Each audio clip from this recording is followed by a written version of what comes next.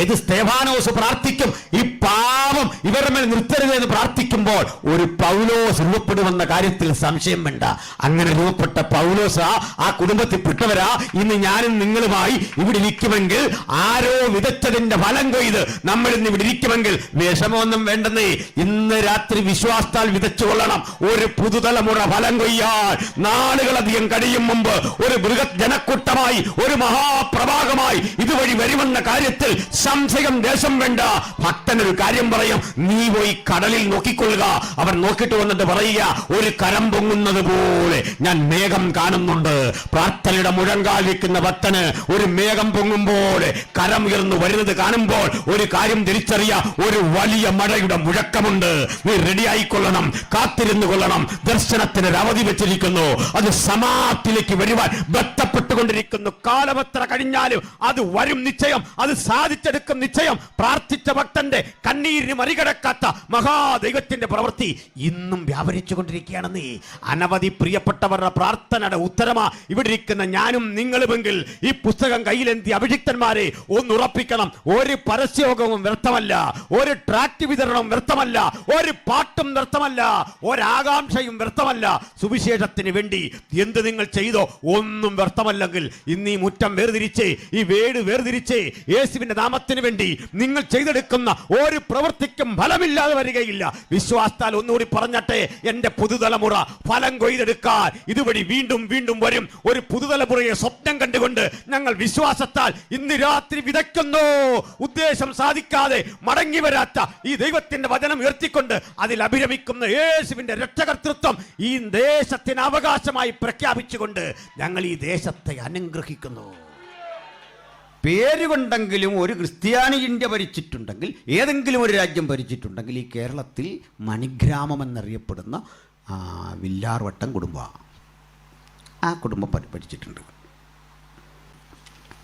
വിശുദ്ധ യോഹന്നാൻ്റെ സുവിശേഷം 6-ാം അധ്യായത്തിൻ്റെ 1 മുതൽ 6 വരെയുള്ള വേദഭാഗങ്ങൾ, അതോടൊപ്പം 1 രാജാക്കന്മാർ 9-ാം അധ്യായത്തിൻ്റെ 10 മുതലും അനിവാര്യമെങ്കിൽ വായിക്കേണ്ടതുണ്ട്.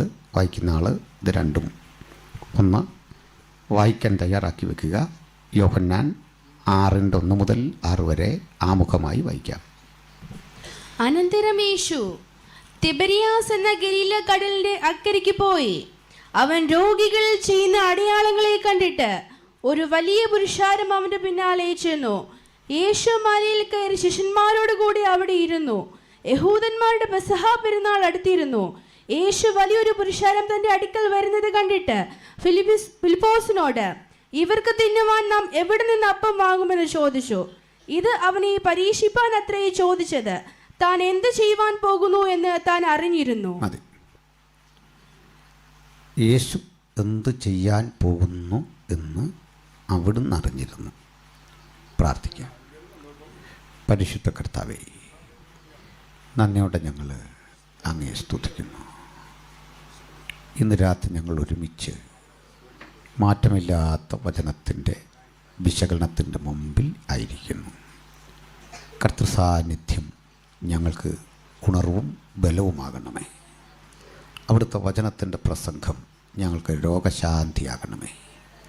നിത്യജീവങ്കലേക്ക് ഞങ്ങളെ അനയിക്കുന്ന ഈ തിരുവെഴുത്ത് ദേശത്തിന് മുഴുവൻ വിടുതലാക്കി തീർക്കണം.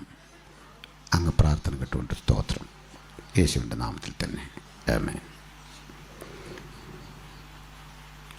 അനുഗ്രഹീതമായ ദൈവവചനത്തിനായി ഞാൻ ദൈവത്തെ സ്തുതിക്കുന്നു. നിരന്തരം വാർത്താമാധ്യമങ്ങളിൽ ഇന്ന് പ്രത്യക്ഷപ്പെടുന്ന നമുക്കൊക്കെ സുപരിചിതങ്ങളായ ചില പദങ്ങളുണ്ട്, ചില സ്ഥലനാമങ്ങളുണ്ട്. അതിലൊന്നാണ് ഗസ. ഗാസ എന്നാണ് നമ്മൾ പറയുക. മറ്റൊരു പദമാണ്, സ്ഥലനാമമാണ് പാലസ്തീൻ, യോർദാൻ. ഇങ്ങനെയുള്ള പദങ്ങൾ ആനുകാലിക ലോകരാഷ്ട്രീയത്തിൻ്റെ ഭൂപടത്തിലും അതിൻ്റെ വ്യവഹാരങ്ങളിലും സ്ഥാനം പിടിച്ചിട്ടുണ്ട്. ഈ പദങ്ങൾ പലതും വസ്തുതാപരമല്ല എന്ന് പലർക്കും അറിയില്ല. ഉദാഹരണം പാലസ്തീൻ. വാസ്തവത്തിൽ നാം വായിച്ചു മനസ്സിലാക്കുന്ന ആ രാജ്യത്തിൻ്റെ പേര് പാലസ്തീൻ എന്നല്ല, ഇസ്രയേൽ എന്നാണ്. പക്ഷെ ബൈബിളിൻ്റെ പുതിയ നിയമത്തിൽ പാലസ്തീനിയ എന്ന് തന്നെ കാണുന്നു. അതെങ്ങനെ? ലോകമൊരിക്കൽ റോമൻ സർവാധിപത്യത്തിന് കീഴിലായിരുന്നു.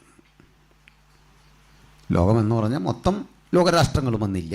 ബ്രിട്ടൻ ഒരിക്കൽ എന്തായിരുന്നുവോ അതുപോലെ ലോകത്തിലെ പ്രബലങ്ങളായ രാജ്യങ്ങളെ കീഴടക്കി റോം അതിൻ്റെ കാൽ കീഴിൽ വച്ചിരുന്നു. ഒരു ഘട്ടത്തിൽ റോമിൻ്റെ വിസ്തൃതി 5000 മൈൽ നീളവും 4000 മൈൽ വീതിയുമായിരുന്നു. വിസ്തൃതമായ റോമൻ സാമ്രാജ്യത്തിലെ ഒരു കൊച്ചു ഭൂപ്രദേശമാണെന്ന് അന്ന് ഏകദേശം 120 മൈൽ വിസ്തൃതി വരുന്ന ഇസ്രയേൽ. ഈ മൊബൈലൊന്നും ഇപ്പോൾ ഉപയോഗിക്കരുത്. അത്യാവശ്യം സംസാരിച്ചേ പറ്റൂ, എനിക്ക് പിടിച്ചു നിൽക്കാൻ പറ്റുന്നില്ല എന്ന് തോന്നിയാൽ ഒരമ്പിൻപാട് ദൂരത്ത് പോയിരുന്ന് ബൈബിളിൻ്റെ ഭാഷയിൽ പറഞ്ഞാൽ നിങ്ങൾ കരയോ ചിരിക്കുകയോ സംസാരിക്കുകയൊക്കെ ചെയ്യണം. ഇത് വളരെ ചിലവ് ചെയ്തൊക്കെ നടത്തുന്നൊരു യോഗമാണ്. അതിന് തലസരായിട്ടൊന്നും ഇരിക്കാൻ പാടില്ല. ഇതെല്ലാവരും കയ്യിലുണ്ട് മൊബൈൽ. അതൊക്കെ വൈബ്രേറ്റിംഗ് മോഡിലാക്കുകയോ അല്ലെങ്കിൽ ഓഫാക്കി വെച്ചാൽ ഏറ്റവും സന്തോഷം. കാരണം ഇത് ഈ പ്രസംഗങ്ങളും ചിന്തകളും ഒക്കെ എഴുതി പഠിച്ച ഒരു നിലയിലല്ല ഞങ്ങൾ സംസാരിക്കുക. ആ ഓർമ്മയെ പരസ്പരം കണക്ട് ചെയ്യണമെങ്കിൽ നിങ്ങൾ കൂടി ഒന്ന് സഹകരിക്കണം. സന്തോഷമല്ലേ? അപ്പോൾ ഈ വിസ്തൃതമായ റോമൻ സാമ്രാജ്യത്തിൽ ഉള്ള ഒരു കൊച്ചു ഭൂപ്രദേശമാണ് ഇസ്രയേൽ. ഈ സ്ഥലം ഇത്ര ചെറുതാണെങ്കിലും അതിലുള്ള ആളുകൾ വിശ്വസിച്ചും പഠിച്ചും പ്രചരിപ്പിച്ചും പോന്നത് ഏക സത്യ ദൈവം എന്നൊരാശയമായിരുന്നു. അവർക്ക് വിഗ്രഹാരാധന ഇല്ല. അവർക്ക് ഏതെങ്കിലും തരത്തിലെ ഐക്കണുകൾ ഉപയോഗിച്ച് അല്ലെങ്കിൽ ഇമേജുകളിലൂടെ ദൈവത്തെ പ്രസാദിപ്പിക്കുന്ന രീതിയില്ല.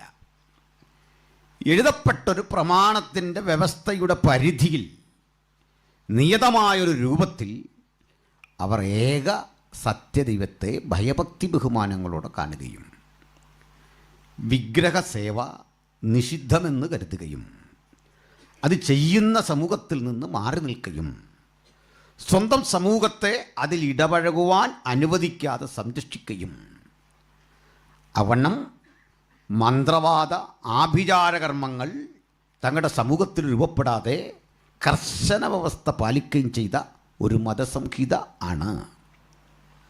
അതുകൊണ്ട് തന്നെ പുറമെ ഇത്യാദി ആചാരദുരാചാരങ്ങളുടെ വഴിയിലൂടെ സഞ്ചരിക്കുന്ന ആളുകളെ അവർ പുറജാതികൾ എന്ന് കണ്ടു. അങ്ങനെ റോമൻ സർവാധിപത്യത്തിൻ്റെ കാലത്ത് റോമൻ പാഗൻ മതങ്ങൾ എന്ന് വിശേഷിപ്പിക്കുന്ന അവരുടെ ആചാരങ്ങളെയും ജൂതൻ ഗൗരവമായി കണ്ടില്ല. ഈ വൈരാഗ്യവും വിരോധവും മുൻനിർത്തി ജൂതന്മാർ പാർക്കുന്ന ഇസ്രയേൽ ആ രാഷ്ട്രത്തെയും അവിടെയുള്ള ജനതയെയും അവഹേളിക്കാൻ ജൂതന്മാരുടെ ശത്രുക്കളുടെ പേര് അവർ ഈ രാജ്യത്തിനിട്ടു, ഫെലിസ്ത്യർ. അങ്ങനെ ഇസ്രയേൽ എന്ന രാജ്യത്തെ ദ ലാൻഡ് ഓഫ് ഫിലിസ്ത്യൻസ് എന്ന അർത്ഥത്തിൽ പാലസ്തീനിയ എന്ന് പറഞ്ഞു. കാര്യം മനസ്സിലായോ? ഈ റോമക്കാരിട്ട പേരാണ് പാലസ്തീൻ. അന്തിച്ചർച്ചകളിൽ വന്ന് പങ്കെടുക്കുന്ന ആളുകൾ പലരും പാലസ്തീൻ പാലസ്തീൻ എന്ന് പറയുമ്പോൾ ഇത്തരം ചരിത്രങ്ങളിലേക്ക് പോകാറില്ല. ഒന്നുകിൽ അവർക്ക് അറിയില്ല, അല്ലെങ്കിൽ അവരാർക്കോ വേണ്ടി സംസാരിക്കുന്നു. അതൊന്നും നമ്മുടെ പ്രശ്നമല്ല. എന്നാൽ ഒരു വിരുദ്ധവാദം ചിലർ ഉന്നയിക്കാം. ഫെലിസ്ത്യർ അവിടെ ഉണ്ടായിരുന്നില്ലേ? അവർ ചെല്ലുമ്പോൾ അത് അവരുടെ നാടായിരുന്നില്ലേ? അതിൽ കുറെ ശരിയുണ്ട്. ആ ഒരു ചിന്ത പറയുമ്പോൾ അതിനും പൂർവ്വചരിത്രം എടുക്കണം. ഈ സ്ഥലം ഫെലിസ്ത്യരുമൊക്കെ വരും മുമ്പ് ഊർ ശാലോം എന്ന് നമ്മൾ വിളിക്കുന്ന യെറുസലേം പണ്ട് ഭരിച്ച ഒരു രാജാവുണ്ടായിരുന്നു, മൽക്കീസദേക്ക്. ആ മൽക്കീസദേക്ക് അവിടെ ഭരിച്ചുവെന്നും അബ്രഹാം മൽക്കീസദേക്കിനെ കണ്ടുവെന്നും ദശാംശം കൊടുത്തുവെന്നുമൊക്കെയുള്ള പഠനങ്ങൾ വിശുദ്ധ ബൈബിളിലുണ്ട്. അതിനുശേഷമാണ് ഫെലിസ്ത്യർ അവിടെ വന്നത്. ഇനിയും പോട്ടെ, ഫെലിസ്ത്യരുണ്ട് എന്ന് വന്നാൽ ഫെലിസ്ത്യർക്കുള്ളത് 5 നഗരങ്ങളായിരുന്നു. ആ 5 നഗരങ്ങളെ ഫെലിസ്ത്യരുടെ പഞ്ചമഹാനഗരങ്ങൾ എന്ന് പറഞ്ഞിരുന്നു. അവ യഥാക്രമം അസ്തോദ്, എക്രോൻ, അസ്കലോൻ, ഗത്ത്, ഗസ എന്നിങ്ങനെ അറിയപ്പെട്ടു. ആ ഗസയാണ് ഇത് നമ്മൾ അറിയുന്ന ഗാസ. ഈ 5 പട്ടണങ്ങൾ വാസ്തവത്തിൽ ഫെലിസ്ത്യരുടേതല്ലേ? ആണ്. പക്ഷെ അവിടെ ഒരു പ്രശ്നം. ഒരിക്കൽ അവർക്കിടയിലെ വലിയൊരു ചേവകൻ, ഒരു കരുത്തൻ, അവർക്കിടയിലെ വലിയൊരു മല്ലൻ ഇസ്രയേലിലെ ജനതയെ മുഴുവൻ വെല്ലുവിളിച്ചിട്ട് ഒരു ദ്വന്ദ്വയുദ്ധത്തിനു തയ്യാറായി. ഗോതയിൽ നിന്നുകൊണ്ട് ആ മല്ലൻ പറഞ്ഞു, ഞാൻ നിങ്ങളിൽ ഒരാളെ വെല്ലുവിളിക്കുന്നു, ഒരാൾക്ക് വരാം. ആയുധമെടുത്ത് പോരാടി എന്നെ തോൽപ്പിച്ചാൽ ഈ 5 നഗരങ്ങളും നിങ്ങൾക്ക് അടിമകളാകും. നിങ്ങൾക്കിടയിൽ എന്നെ പരാജയപ്പെടുത്താൻ ഒരു മല്ലനില്ലെങ്കിൽ ഇസ്രയേൽ മുഴുവൻ ഞങ്ങൾക്കാവും. നമ്മളത് ബൈബിളിൽ വായിച്ചിട്ടുണ്ട്. മല്ലനായ ഗോലിയാത്തിനെ തോൽപ്പിച്ച് ദാവീദ് വിജയക്കൊടി പാറിച്ചതോടെ പഞ്ചമഹാനഗരങ്ങളും ഇസ്രയേലിൻ്റെ പക്ഷത്തെത്തി. ഇതൊരു കഥയായി വേണേൽ തള്ളിക്കളയാം. കാരണം എന്താ, 5 നഗരങ്ങൾ 2 പേര് വാത് വെച്ചിട്ട് പോയി എന്നൊക്കെ പറഞ്ഞാൽ ഉപദേശിമാരിങ്ങനൊക്കെ പറയും എന്ന് തള്ളാൻ വരട്ടെ.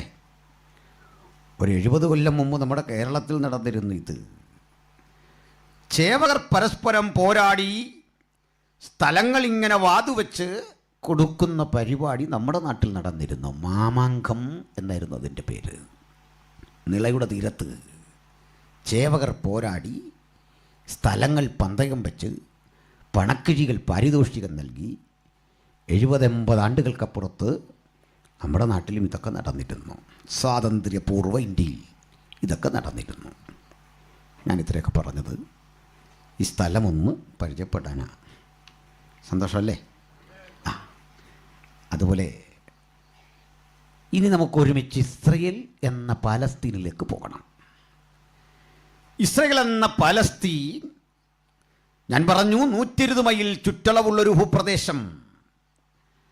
ആ ഭൂപ്രദേശത്തിൻ്റെ തെക്കൻ മുനമ്പ് യഹൂദ്യ എന്ന് അറിയപ്പെട്ടു. വടക്കൻ മുനമ്പ് ഗലീലിയ എന്നറിയപ്പെട്ടു. നടുക്ക് ശമര്യ എന്നും വിളിച്ചു.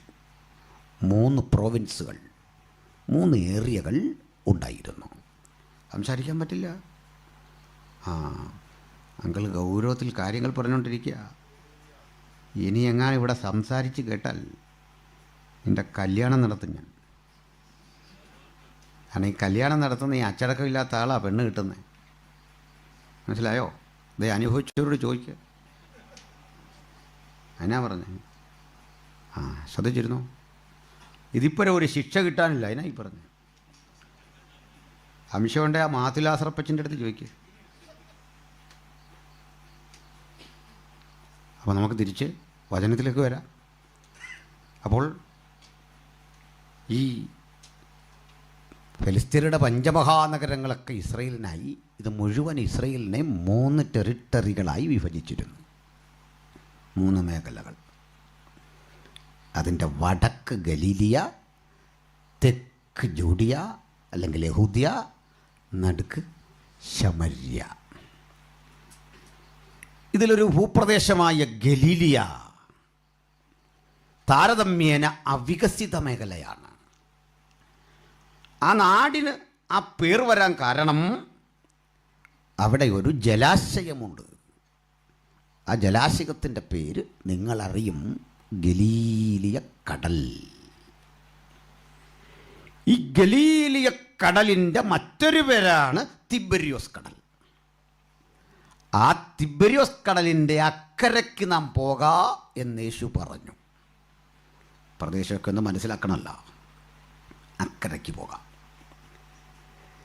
ഈ തിബരിയോസ് എന്നൊരു പേര് ഗലീലിയക്കടലിന് വരാൻ കാരണം രാജ്യം ഭരിച്ച ചക്രവർത്തിയുടെ പേരാണ് തിബരിയോസ് കൈസർ. അയാളെ ഒന്ന് പ്രകീർത്തിക്കാൻ ആ സ്ഥലത്തിന് പേരിട്ടു, ആ കടലിന് പേരിട്ടു. ഞാൻ വീണ്ടും തിരുത്തുന്നു, കടലല്ല, ഇതൊരു ജലാശയം, ഒരു ലേക്ക്, ഒരു തടാകം. ഇതിന് മറ്റൊരു പേരുണ്ട്, നമ്മൾ അറിയുന്നൊരു പേരുണ്ട്, ഗന്നസരത്ത് തടാകം. നമ്മൾ അറിയുന്ന മറ്റൊരു പേരുണ്ട്, ബേത്സയിദ കടൽ. അപ്പം ബേത്സയിദ, ഗന്നസരത്ത്, തിബരിയോസ്, ഗലീലിയ എന്ന് കേട്ടാൽ സംഗതി ഒന്ന് തന്നെ. ഇത് ഹെർമോന്യമലയുടെ മുകളിലെ ജലധാരകൾ വന്ന് സംഗമിച്ച് ഒരു പീഠഭൂമിയിൽ ഉയർന്നു നിൽക്കുന്ന മലകൾക്കിടയിൽ ചാടി ആ മലനിരകളെ മുട്ടിത്തഴുകി ഒരു പാനപാത്രത്തിൽ വെള്ളമെടുത്തു വച്ചിരിക്കുന്നത് പോലെ ഓവൽ ഷേപ്പിൽ കിടക്കുക. മേശപ്പുറത്തൊരു പാനപാത്രം വച്ചിട്ട് വെള്ളം നിറച്ചാൽ എങ്ങനെ ഇരിക്കും? ഇതുപോലെ താഴ്വാരങ്ങളിലെ മലകൾ ഇങ്ങനെ തലയുയർത്തി നിൽക്കുമ്പോൾ ആ മലകളെ ആ പാത്രം പോലെയാക്കി അതിനുള്ളിലാണ് ഈ വെള്ളം. ഏതാണ്ട് 3.5 മൈൽ വീതിയും 14.5 മൈൽ നീളവുമുള്ള ഈ തടാകത്തെ ജനം അവരറിവുകേട് കൊണ്ട് വിളിച്ചു കടൽ. എൻ്റെ കാരണമൊക്കെ ഞാൻ പിന്നെ പറയാം. കേൾക്കുന്നുണ്ടോ? അവിടെയൊക്കെ മനസ്സിലാകുന്നുണ്ടോ? കേൾക്കുന്നില്ലേ? ഫ്രണ്ട് വന്നിരിക്കാൻ പറയണേ. അതിനാ അതേ ഉള്ളു പോകുമ്പഴി. അല്ലേ ലുയ്യ? അല്ല, ഞാനായിട്ട് ഒരമിത ശബ്ദം പ്രയോഗിക്കുകയില്ല. ചില ആളുകൾ ഈ മൈക്കും വെച്ചിട്ട് അമിത ശബ്ദം പ്രയോഗിച്ചു. ഓപ്പറേറ്റർക്ക് പിന്നെ പാടാം, മിക്സറിൻ്റെ സൗണ്ടാണോ ഇങ്ങേൻ്റെ സൗണ്ടാണോ എന്നുള്ള പ്രയാസം. ഞാൻ പഠിപ്പിച്ച ഒരു സഹോദരനെ വഴി കണ്ടു, സന്തോഷമായിരിക്കുന്നു എന്ന് ചോദിച്ചു. അദ്ദേഹം എന്നോട് പറഞ്ഞു, കൃപയാൽ സന്തോഷമായിരിക്കുന്നു.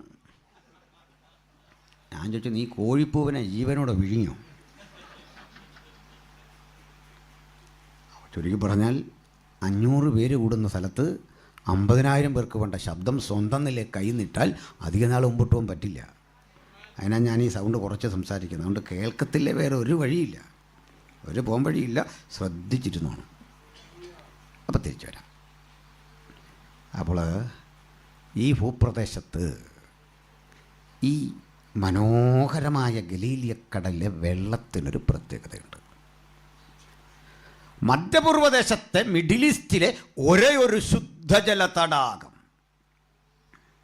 ബാക്കി ഒറ്റ അറബി രാജ്യങ്ങളിൽ ഇങ്ങനൊരു സ്ഥലമില്ല. ശുദ്ധജല തടാകമാണ്. പക്ഷെ ഒരു പ്രതിസന്ധി അവർ കഴിഞ്ഞ പതിറ്റാണ്ടിൽ അല്ലെങ്കിൽ കഴിഞ്ഞ സഹസ്രാബ്ദത്തിൻ്റെ ഒടുവിൽ നേരിട്ടു. 90കളിൽ അമിതമായ വെള്ളത്തിൻ്റെ ഉപയോഗം ഗലീലിയക്കടൽ വറ്റുന്നതിന് കാരണമായി. അതേക്കുറിച്ച് പഠിക്കാൻ ഐക്യരാഷ്ട്രസഭ ലോകാരോഗ്യ സംഘടനയുടെ ഭാഗമായി പ്രവർത്തിച്ച 3 രാജ്യങ്ങളിലെ സയൻറ്റിസ്റ്റുകളെ അയച്ചു.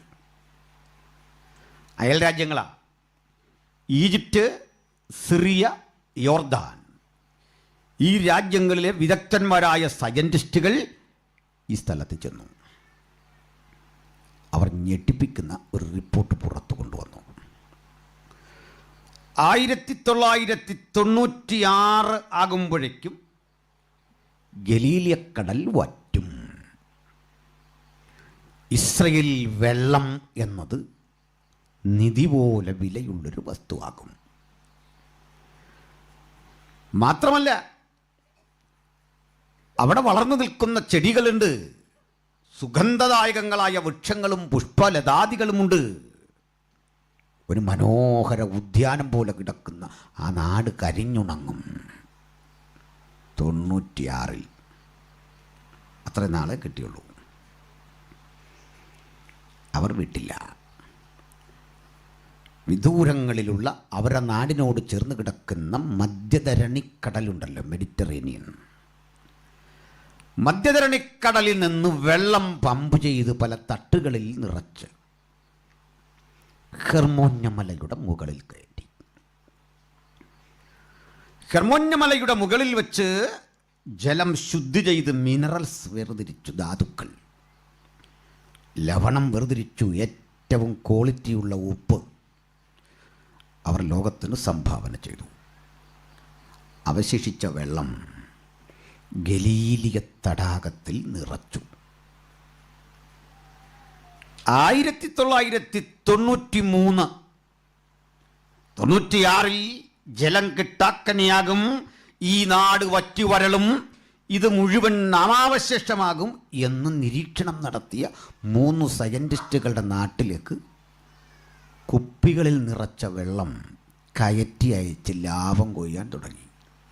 ഞാൻ നീട്ടി പറയുന്നില്ല, അവനുമായിട്ട് ആ കളി സൂക്ഷിച്ചാൽ മാത്രം മതി. തടി കേടാകാതിരിക്കാൻ ഏറ്റവും നല്ലതാണ്. അത് നമ്മുടെ രാജ്യം അറിഞ്ഞു, ഇന്ത്യ. ലോകത്തേറ്റവും അധികം ആയുധം വിൽക്കുന്ന രാജ്യം ഇസ്രയേലാണ്. ആയുധം വിപണി അവരുടേതാണ്. ഏറ്റവും കൂടുതൽ വാങ്ങുന്നത് നമ്മൾ ഇന്ത്യയാണ്. നോക്കണം, തിരുവനന്തപുരം മുതൽ തൃശ്ശൂർ വരെയുള്ള ജില്ലകളുടെ വലിപ്പമുള്ളൊരു രാജ്യം ഇന്ത്യൻ ഉപഭൂഖണ്ഡത്തിന് ആയുധം വിൽക്കുന്നു. ഈ ആയുധം ഉപയോഗിച്ച കാർഗിൽ മേഖലയിൽ നിന്ന് നമ്മൾ തീവ്രവാദികളെ തുരത്തി ഇന്ത്യയുടെ ദേശീയ പതാക കാർഗിലിന് മുകളിൽ ഉയർത്തിയത്. പിന്നെ ഏത് രാജ്യത്തിനും അവരായുധം വിൽക്കും. ഇനി ഹമാസ് ചോദിച്ചാലും ആയുധം കൊടുക്കും, ഒരു പ്രശ്നമില്ല. അതെന്തൊരബദ്ധം അല്ലേ? നമ്മളായുധം അങ്ങോട്ട് കൊടുത്താൽ അവൻ ഇങ്ങോട്ട് പ്രയോഗിച്ചാലോ? നടക്കില്ല. അവൻ കൊടുക്കുന്ന ആയുധത്തിൽ അവൻ പ്രോഗ്രാം ചെയ്തു വെച്ചൊരു കാര്യമുണ്ട്, അവന് ടേക്കുകയില്ല. അവനത് പ്രോഗ്രാം ചെയ്ത ആയുധമാണ് വച്ചിരിക്കുന്നത്, അവന് ടേക്കാത്ത തരത്തിൽ ആയുധം. അതൊക്കെ ഒന്ന് വിശദീകരിച്ച് പറയാൻ ഞാനിപ്പോൾ സമയമെടുക്കുന്നില്ല. യൂട്യൂബിൽ ഞാൻ വീഡിയോകൾ ചെയ്തിട്ടുണ്ട്, അതിൻ്റെ കാര്യകാരണങ്ങൾ ഒക്കെ മനസ്സിലാകുന്ന ഭാഷയിൽ പറയാം. അവനൊരു ഗണ്ണ് തന്നു, ഗണ്ണൊന്നും ആയിരിക്കില്ല യഥാർത്ഥത്തിൽ. അവനൊരു ഗണ്ണ് തന്നു, ആർക്കിട്ടും വെടിവെക്കാം, പക്ഷേ ജൂതനപ്പുറത്ത് നിന്നാൽ പൊട്ടൂല. ഇങ്ങനെ കുറച്ചു നേരം വെക്കാന്നേ ഉള്ളൂ. അതായത് ചിലർ ഈ ഭൂതത്തെ പുറത്താക്കുന്ന സ്ഥലത്ത് അതിനൊരു മെയിൻ ആൾ കാണുമല്ലോ, അങ്ങേരില്ലാത്തപ്പോൾ ഒരു അസിസ്റ്റൻ്റ് കാണുമല്ലോ. അപ്പോൾ പുള്ളി ഈ ബൈബിളും ഒക്കെ കയ്യിലെടുത്തിട്ട് കുറച്ചു നേരം ചോദിക്കും, ഇതെന്താണെന്ന് മനസ്സിലായോ, ഇതെന്താണെന്ന് മനസ്സിലായോ? ഭൂതം ശാന്തമായിട്ട് അവിടെ ഇരുന്ന് ഒരു സമനിലയെ ഗോളടിച്ച് പിരിയുന്ന പോലെ പോകും എന്ന് പറയുന്നത് പോലെ അവനെതിരെ നമ്മൾ അവൻ തന്ന ആയുധം വെച്ച് നീക്കാൻ നോക്കി ഏൽക്കുകയില്ല. ഇതൊന്നും പഠിക്കാതെ അവനോട് യുദ്ധത്തിന് പോകരുത്. നമുക്ക് മലയാളികൾക്ക് മനസ്സിലാക്കുന്ന ഭാഷയിലെ ഒരു ഉദാഹരണം പറയാം. ചീറിപ്പാഞ്ഞു പോകുന്ന ടിപ്പറിനെ ഓട്ടോറിക്ഷ കൊണ്ട് വിലങ്ങരുത്. ചീറിപ്പാഞ്ഞു വരുന്ന ഒരു ടിപ്പറിനെ 10 ഓട്ടോറിക്ഷ വിലങ്ങിയാലും കേൾക്കില്ല.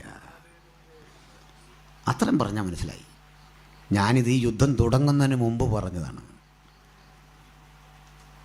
ഞാൻ പറഞ്ഞിട്ടിപ്പോൾ അവർ കേൾക്കണമെന്നൊന്നുമില്ല, ഞാൻ നമുക്ക് വേണ്ടി പറഞ്ഞാണ് എന്ത് സംഭവിക്കുമെന്ന്. എന്താണ് അവിടെ സംഭവിക്കുന്നതെന്ന് മുൻകൂട്ടി പറയാൻ നമ്മളെ പഠിപ്പിച്ച ഒരു പവിത്ര ഗ്രന്ഥം കയ്യിലുണ്ട്. ആ ഗ്രന്ഥത്തിലുള്ളതാ യേശുക്രിസ്തുവിൻ്റെ വാഗ്ദത്തം, അവിടുത്തെ സുവിശേഷം. ഞങ്ങൾ ഈ സുവിശേഷമൊക്കെ പറയുന്ന ഇടത്ത് അതിൻ്റെ സാധ്യതകളെ സ്ഥിരീകരിക്കാൻ പ്രവചനങ്ങളെ കൃത്യം നിരത്തി സ്ഥാപിക്കും. അതുകൊണ്ട് ഈ ഗ്രന്ഥം മുഴുവൻ വാഗ്ദത്തങ്ങളുടെ സമാഹാരമാണ്. ഇതിൽ പറഞ്ഞതൊന്നും നടക്കാതിരുന്നിട്ടില്ല. വാഗ്ദത്തങ്ങളുടെ അക്ഷയ കനിയ നമ്മൾ ഈ കൊണ്ടുവന്നിരിക്കുന്ന ഗ്രന്ഥമെങ്കിൽ അത് നെഞ്ചേറ്റിൽ ആളിച്ചുകൊണ്ട് പറയാം, ഉടയവനെ അങ്ങ് പറഞ്ഞതൊക്കെ കൃത്യതയോടെ നിറവേറുന്ന കാലത്തിന്റെ സായന്തനത്തിലാ അങ്ങയുടെ മക്കളായ ഞങ്ങൾ തിരുമുമ്പാകെ അണയുന്നത്.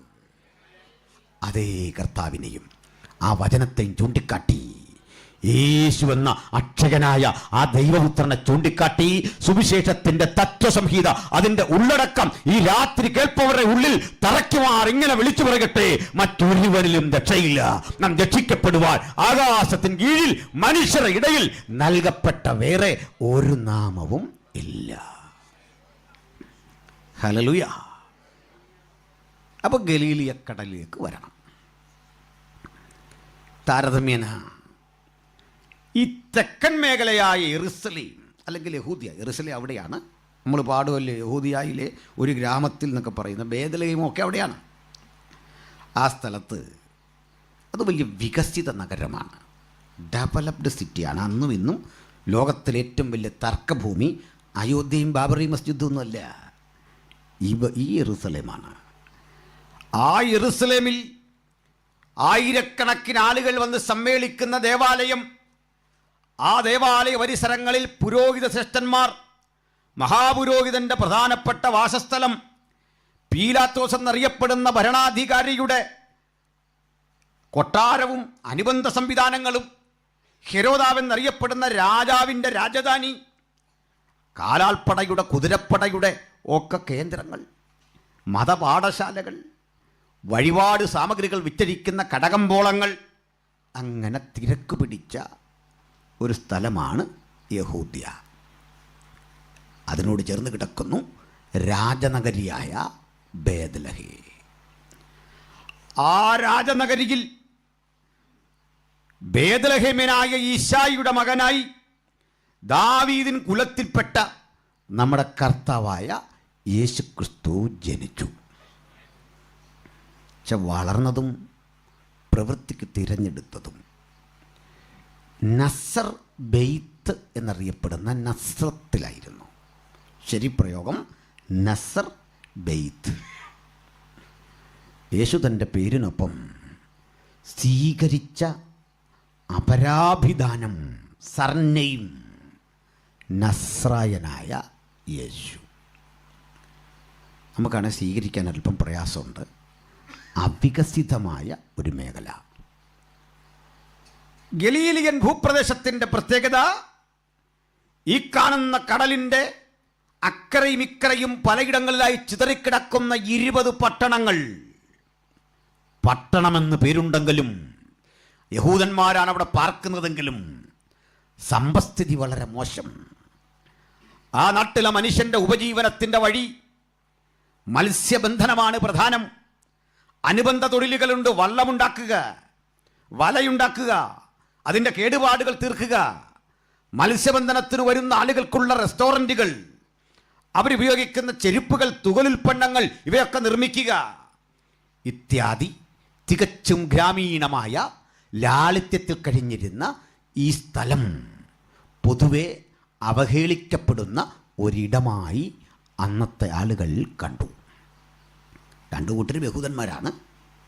പക്ഷെ യഹൂദിയായിലെ യഹൂദൻ സമ്പദ് സമൃദ്ധിയുടെയും അതുപോലെ ദേവാലയത്തിൻ്റെ സാന്നിധ്യം കൊണ്ട് അറിവിൻ്റെയും തർക്കസംഗതികളുടെയും ഒക്കെ വിധി പറയാൻ കഴിയുന്ന പുരോഹിത ശ്രേഷ്ഠന്മാരുടെ സാന്നിധ്യം കൊണ്ടും ഈ പഴയ നിയമഗ്രന്ഥങ്ങൾക്ക് പകർത്തിയെടുത്ത് നടത്തുന്ന ശാസ്ത്രിമാരെ പോലെയുള്ള പ്രഗത്ഭന്മാരുടെ ഇടപെടൽ കൊണ്ടും ലോകപ്രസിദ്ധമായപ്പോൾ ഗലീലിയ പ്രസിദ്ധമായിരുന്നില്ല എന്ന് മാത്രമല്ല, ഏറെ അവഹേളിക്കപ്പെട്ട് കിടന്ന സ്ഥലം.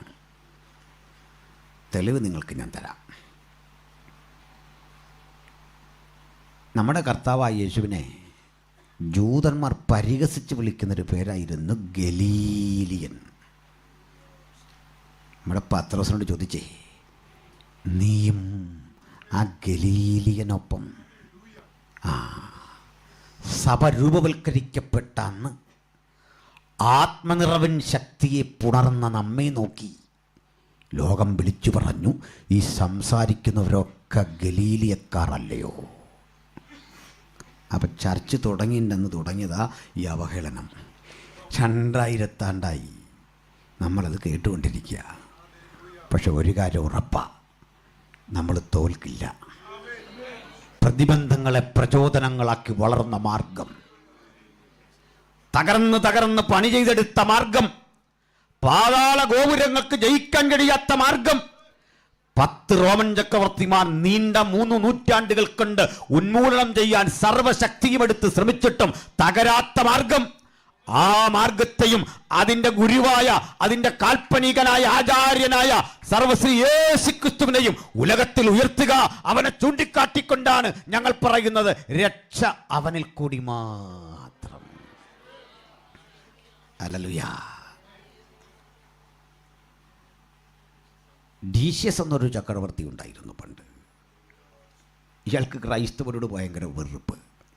അതിന് കാരണമൊന്നുമില്ല. അല്ലെങ്കിൽ തന്നെ നമ്മളോട് ഒരു കാരണവുമില്ലാതെ വെറുക്കുന്ന മനുഷ്യരില്ലേ? നേരത്തെ പരിചയമൊന്നുമില്ല, നമ്മളെ കണ്ടാൽ വെറുപ്പ്. ലോകമേ, എന്തിനാണ് ഞങ്ങളെ വെറുക്കുക? എന്ത് ദോഷമാണ് നമ്മൾ സമൂഹത്തിന് ചെയ്തത്? നമുക്കറിയില്ലേ, കുമ്പനാടുള്ള കൺവെൻഷൻ്റെ പ്രായം 100 കവിഞ്ഞു. മുളക്കുഴി അങ്ങനെ തന്നെ, പുനലൂരും അങ്ങനെ തന്നെ. അതിപ്പോൾ അടൂരെത്തിയിട്ടുണ്ട്. 1 നൂറ്റാണ്ട് പിന്നിടുന്നു ഈ കൺവെൻഷനുകളുടെ ചരിത്രം. 1 നൂറ്റാണ്ട് പിന്നിടുന്ന കേരളത്തിലെ പെന്തക്കോസ്ത് സഭകളുടെ കൺവെൻഷൻ, പിന്നെ ഏതാണ്ട് 1/2 നൂറ്റാണ്ടിലധികമായ ഷാരോൻ്റെ കൺവെൻഷൻ, ഇതര കൺവെൻഷനുകളുണ്ട്. ആട്ടെ, ബഹുമാനപ്പെട്ട ഭരണകൂടമേ, നാളിതുവരെ ആയിട്ട് ഇവിടുന്ന് ഒരു പെറ്റി കേസ് രജിസ്റ്റർ ചെയ്തിട്ടുണ്ടോ? ഉണ്ടല്ലേ പറ. ഒരു പെറ്റി കേസേ, പടക്കം പൊട്ടിച്ച തിരക്കിൽ ഓടിപ്പോയി 50 പേർ മരിച്ചു. കേട്ടിട്ടുണ്ടോ? ഇല്ല. ആഹാരവസ്തുക്കൾ തികയാതെ വന്നു അടി നടന്നു. കേട്ടിട്ടുണ്ടോ? ഇല്ല. ഇനി നമ്മളായിട്ടത് മാറ്റാതിരുന്നാൽ മതി. അപ്പോൾ നമ്മുടെ കുഴപ്പമൊക്കെ നാട്ടുകാർക്കറിയാം, പക്ഷേ ഞങ്ങളുടെ ഗുണം അറിയാം. അല്ല, അവിടെ പോലീസിനെ കണ്ടിട്ടുണ്ടോ? പോലീസ് റോഡിലൊക്കെ ഉണ്ട്. നമ്മൾ അറിയിക്കണം, നിയമത്തിൻ്റെ ഭാഗം അത്. ഈ കളക്ടർ കൺവെൻഷൻ നടക്കുന്ന ഒരാഴ്ച കുമ്പനാട് കൺവെൻഷൻ ഏറിയായിട്ട് പ്രഖ്യാപിക്കും. 1 കിലോമീറ്റർ ചുറ്റളവ് കൺവെൻഷൻ ഏറിയാണ്. നമുക്ക് വേറെ ഒന്നും അവിടെ പറ്റില്ല, നിയമമാണ്. മറ്റ് കൺവെൻഷനെ കുറിച്ച് എനിക്ക് അത്ര അറിവില്ല, പണ്ടേ ഉള്ള ജനത്തിരക്ക് പരിഗണിച്ച്. അപ്പോൾ സർക്കാരിൻ്റെ ഉത്തരവാദിത്തമാണ് ആ റോഡും വഴിയുമൊക്കെ നോക്കുക. അല്ല, നമ്മുടെ കൺവെൻഷൻ സ്ഥലത്തല്ല പോലീസ്. എന്തിനാ പറഞ്ഞേ? വെട്ടുക്കിളിക്ക് രാജാവില്ലെങ്കിലും അവയൊക്കെ അണിയായിട്ട് പറക്കും. ഹല്ലേലൂയ. അനിഷ്ട സംഭവങ്ങളോ ദുസൂചനകളോ അധാർമികമായ കാര്യങ്ങളോ സാമാന്യനീതിക്ക് നിരക്കാത്ത ഏതെങ്കിലും ഒരു കാര്യം രജിസ്റ്റർ ചെയ്തുകൊണ്ട് ഒരു കേസും ഈ 1 നൂറ്റാണ്ടിനകത്ത് നമ്മളെക്കുറിച്ച് ഇല്ലെന്ന്. പിന്നെ പക്ഷെ നമ്മളെ ആൾക്കാർക്ക് ഇഷ്ടമല്ല. വിഷയത്തിൽ നിന്ന് ഒരല്പം പുറത്തോട്ടൊന്നിറങ്ങാൻ പരിവഹിക്കല്. നമ്മളൊക്കെ ഒരു പരസ്യവും നടത്താൻ നിന്ന ചില പിള്ളേർ വന്ന് ഇതങ്ങ് തടയും. ഇവിടെ ഇത് വേണ്ട, പിന്നെ എവിടെ വെക്കണ്ടേ? ഇവിടെ ഇത് വേണ്ടെന്ന്. അതുപോലെ ഈ പരസ്യവും നടത്തുന്ന ആളുകളോട് ഒരു കാര്യം പറയാം. ചില ആളുകൾ വന്നിട്ടപ്പോൾ നമ്മുടെ ഈ രാജ്യത്തിൻ്റെ മഹത്വവും ഗുണവും ഒക്കെ പറയും. അതിലൊരു തെറ്റുള്ളത് ഞാനൊന്ന് തിരുത്തുക. PYPയുടെ ഒരു യോഗം മണിപ്പൂർ വിഷയത്തെക്കുറിച്ച് തിരുവല്ലയിലുണ്ടായിരുന്നു. ആ കുട്ടികൾ എന്നെ പ്രസംഗിക്കാൻ വിളിച്ച് തിരുവല്ല ടൗണിൽ അവർ റാലിയൊക്കെ നടത്തിയിട്ട് അവിടെ സമാപിച്ചു. ബഹുമാനപ്പെട്ട രാജ്യസഭ ഉപാധ്യക്ഷനായിരുന്ന നമ്മുടെ PJ കുര്യൻ സാറാണ് അതിൻ്റെ ഉദ്ഘാടകൻ. ഉദയഭാനു സാറൊക്കെ ഉണ്ട്, CPMൻ്റെ അന്നത്തെ സെക്രട്ടറി. അതിലാരോ ഒരു കാര്യം പറഞ്ഞു. നമ്മുടെ രാജ്യം തന്നെ പാടുന്നത് ലോകസമസ്ത സുഖിനോ ഭവന്തു, ഈ പാരമ്പര്യമുള്ള നാടാണ്. ഞാൻ കയറിയപ്പോൾ അത് തിരുത്തി. ഞാൻ പറഞ്ഞ കുറേ വർഷം സാറ് ഇങ്ങനെ പറയില്ല. കാരണം ഇതിൻ്റെ ആദ്യം പലരും പാടാറില്ല ശ്ലോകത്തിൻ്റെ. എൻ്റെ ആദ്യം അറിയാം, ഞാൻ ഇടയ്ക്കും തന്നെ പാടിക്കാൻ. ഗോ ബ്രാഹ്മണേഭ്യ സുഖമസ്തു നിത്യം ലോകസമസ്ത സുഖിനോ ഭവന്തു. ഗോക്കൾക്കും ബ്രാഹ്മണനും സുഖമാണെങ്കിൽ ലോകത്തിന് സുഖമാണ്. മനസ്സിലായില്ലേ? പലരും ഈ ഭാഷയുടെ കനത്തിലാണ് തെറ്റ് പ്രചരിപ്പിക്കുന്നത്. ചിലതരം ഭാഷകൾ അണികൾക്ക് വഴങ്ങാതെ ഉണ്ടാക്കി കൊടുത്തിട്ട് ഇതിലെന്തോ ചിന്തയുണ്ടെന്നൊക്കെ പറയും. അറബി, സുറിയാനി, സംസ്കൃതം ഇതൊക്കെ കാട്ടി പേടിപ്പിച്ച ഇത്തരം കാര്യങ്ങൾ ഇങ്ങനെ പറഞ്ഞ് സ്ഥാപിക്കുന്നത്. അങ്ങനെയല്ലേ? നമുക്കറിയാത്തൊരു ഭാഷയിൽ എന്തൊക്കെയോ പറയുമ്പോൾ ഇത് സംഭവമാണെന്ന് തോന്നുന്നു. അതിന് വല്ലവനെന്തിനാ പറഞ്ഞു? നമ്മൾ തന്നെ ചിലപ്പോൾ അന്യഭാഷ പറഞ്ഞാൽ മനുഷ്യനെ പേടിപ്പിക്കുന്നത്. വല്ലവനെയും പറയണ്ടല്ലോ, നമ്മുടെയും കൂടെ കാര്യം പറയണല്ലോ അല്ലേ? ആ, സ്തോത്രം. ചിലരതുകൊണ്ട് തെറ്റിദ്ധരിക്കും. കാരണം ഈ ചില ആളുകൾ നമ്മൾ ഈ യോഗത്തിനൊക്കെ ചെന്നാൽ നമ്മൾ കയറി ചെല്ലുമ്പോൾ ഇങ്ങനെ അന്യഭാഷ പറഞ്ഞുകൊണ്ടിരിക്കുകയായിരിക്കും. കൈയടിച്ച് അന്യഭാഷ പറഞ്ഞുകൊണ്ടിരിക്കുന്നതിൻ്റെ ഇടയ്ക്ക് നമുക്ക് കൈ തന്നെ ചോദിക്കും എപ്പോഴാണ് വന്നതെന്ന്. കുറച്ച് നേരമായി. പിന്നെ ഇതിൻ്റെ ബാക്കി പറയും. അതിൻ്റെ ഇടയ്ക്ക് ചെവി ചോദിക്കും ചായ വിത്തൗട്ടാണോ, അന്നേരവും ഈ അന്യഭാഷ പറയും. ചായ കൊണ്ട് തന്നിട്ട് അല്പം കഴിഞ്ഞിട്ട് പറയും, അന്യഭാഷ പറഞ്ഞുകൊണ്ട് വന്നിട്ട് പറയും ലില്ലിക്കുട്ടിയും കുഞ്ഞുങ്ങളൊക്കെ സുഖമായിട്ടിരിക്കുന്നു. ഇരിക്കുന്നു. മനുഷ്യന് സംശയം വരുമെന്ന് ഇത് കേട്ടാൽ ആദ്യം ഇതങ്ങ് പറഞ്ഞ് തീർക്കണം. മനസ്സിലായോ? ഇത് കളിക്കാനൊന്നുള്ള ഭാഷയല്ല. ഹല്ലേലൂയ. നമുക്കെല്ലാം കുറച്ച് നേരം അന്യഭാഷ പറഞ്ഞ് ആരാധിക്കാമെന്ന് പറഞ്ഞാൽ പ്രേരണയില്ലാതെ പറയാൻ പറ്റുമോ? പ്രേരണയില്ല, പറയാൻ പറ്റില്ല. ആത്മപ്രേരണ വേണം. പാടുന്ന സഹോദരങ്ങളെല്ലാം ഒത്തു ദൈവത്തെ സ്തുതിക്കുന്നു. ഞാൻ ഈ പാട്ട് പാടുന്ന സഹോദരങ്ങൾ പറയാറുണ്ട്, പ്രസംഗിക്കാൻ നമ്മൾ ആളെ വിളിച്ചിട്ടുണ്ട്. നിങ്ങൾ ആ പ്രസംഗിക്കുന്ന നേരം കൂടെ ഒരു പാട്ടങ്ങ് പാട്. ഇപ്പോൾ വിടുതൽ വ്യാപരിക്കുന്നു, റൈറ്റ് നൗ. ഇതിനൊക്കെ ആൾ വരുമെന്ന്. പിന്നെ ഞങ്ങളെന്തിനാണ് വരുന്നത്? ഞങ്ങളുടെ പണിയും കൂടെ കയറി ചെയ്തിട്ട് അത് കുളമാക്കി കിടന്ന് തീർക്കുക. ഇത് ചെയ്യരുത്. ആ നേരം കൂടെ നല്ല താലന്ത് ദൈവം നിങ്ങൾക്ക് തന്നിട്ടുണ്ടെങ്കിൽ പാടിക്കണം. ഹല്ലേലൂയ. നന്നായിട്ടങ്ങ് പാടിക്കണം. നിങ്ങളുടെ വിളി അതിനാണ്. സ്തോത്രം. അങ്ങനെയല്ലേ? അപ്പം തിരിച്ചു വരാം. ഇനി ഒരു കാര്യം കൂടെ ഒന്ന് പറഞ്ഞിട്ട് വിഷയത്തിൽ വരാവേ. നമ്മൾ ഈ പരസ്യമൊക്കെ നടത്തുമ്പോൾ ചില കുഞ്ഞുങ്ങളങ്ങ് തടഞ്ഞിട്ട് നമ്മൾ ബ്രിട്ടീഷ് ചാരന്മാരാണെന്നും അമേരിക്കൻ പണമാണെന്നും അമേരിക്കൻ ചാരന്മാരാണെന്നും ഒക്കെ പറഞ്ഞ് സംസാരിക്കും. ചില ആളുകൾ മനസ്സുകൊണ്ടെങ്കിലും നേരാണെന്ന് ചിന്തിച്ചിട്ടുള്ളവരുമുണ്ട്. ഇല്ലേ? ശരിയാണ്, ബ്രിട്ടീഷുകാരായിട്ട് നമുക്കെന്തോ അങ്ങനെയല്ല. അവിടെ ഒന്ന് തിരുത്തി വിടുക. ഇന്ത്യ 700ഓളം നാട്ടുരാജ്യങ്ങളായിരുന്നു പണ്ട്. ചെറിയ ചെറിയ രാജ്യങ്ങൾ. 600-ന് മുകളിൽ, 700-ൽ താഴെ. എന്തിന്? കൊച്ചു കൊച്ചു രാജ്യങ്ങൾ. ചങ്ങനാശ്ശേരി, എഴുമറ്റൂർ പോലൊരു രാജ്യമായിരുന്നു. കേട്ടിട്ടുണ്ടാവും. നാട്ടുരാജ്യമാണ്. പിന്നെ രാജ്യം അതിൻ്റെ മീതമുണ്ട്. ഇത് നാട്ടുരാജ്യം. നാടുവാഴി, അതിന് മീതെ രാജാവുണ്ട്. ഇങ്ങനെയൊക്കെയാണ്. ഈ നാടുവാഴികൾ ഈ കൊച്ചു കൊച്ചു സ്ഥലങ്ങളെയൊക്കെ ഭരിച്ചിരുന്നു. സത്യം പറഞ്ഞാൽ നമ്മുടെ ഒരു സെൻറ്ററിൻ്റെ വലിപ്പം പോലും ഇല്ല ഒരു നാട്ടുരാജ്യത്തിന്. തെറ്റിദ്ധരിക്കല്ല്.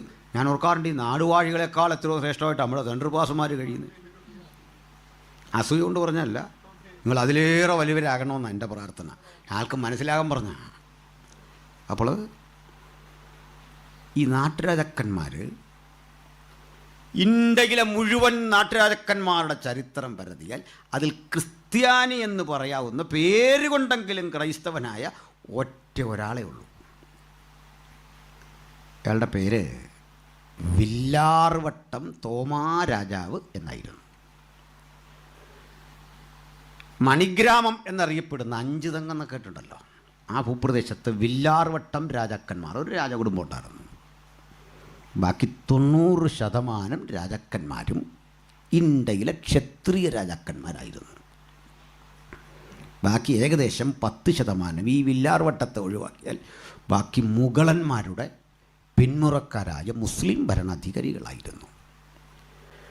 പേരുകൊണ്ടെങ്കിലും ഒരു ക്രിസ്ത്യാനി ഇന്ത്യ ഭരിച്ചിട്ടുണ്ടെങ്കിൽ, ഏതെങ്കിലും ഒരു രാജ്യം ഭരിച്ചിട്ടുണ്ടെങ്കിൽ ഈ കേരളത്തിൽ മണിഗ്രാമം എന്നറിയപ്പെടുന്ന വില്ലാർവട്ടം കുടുംബമാണ്.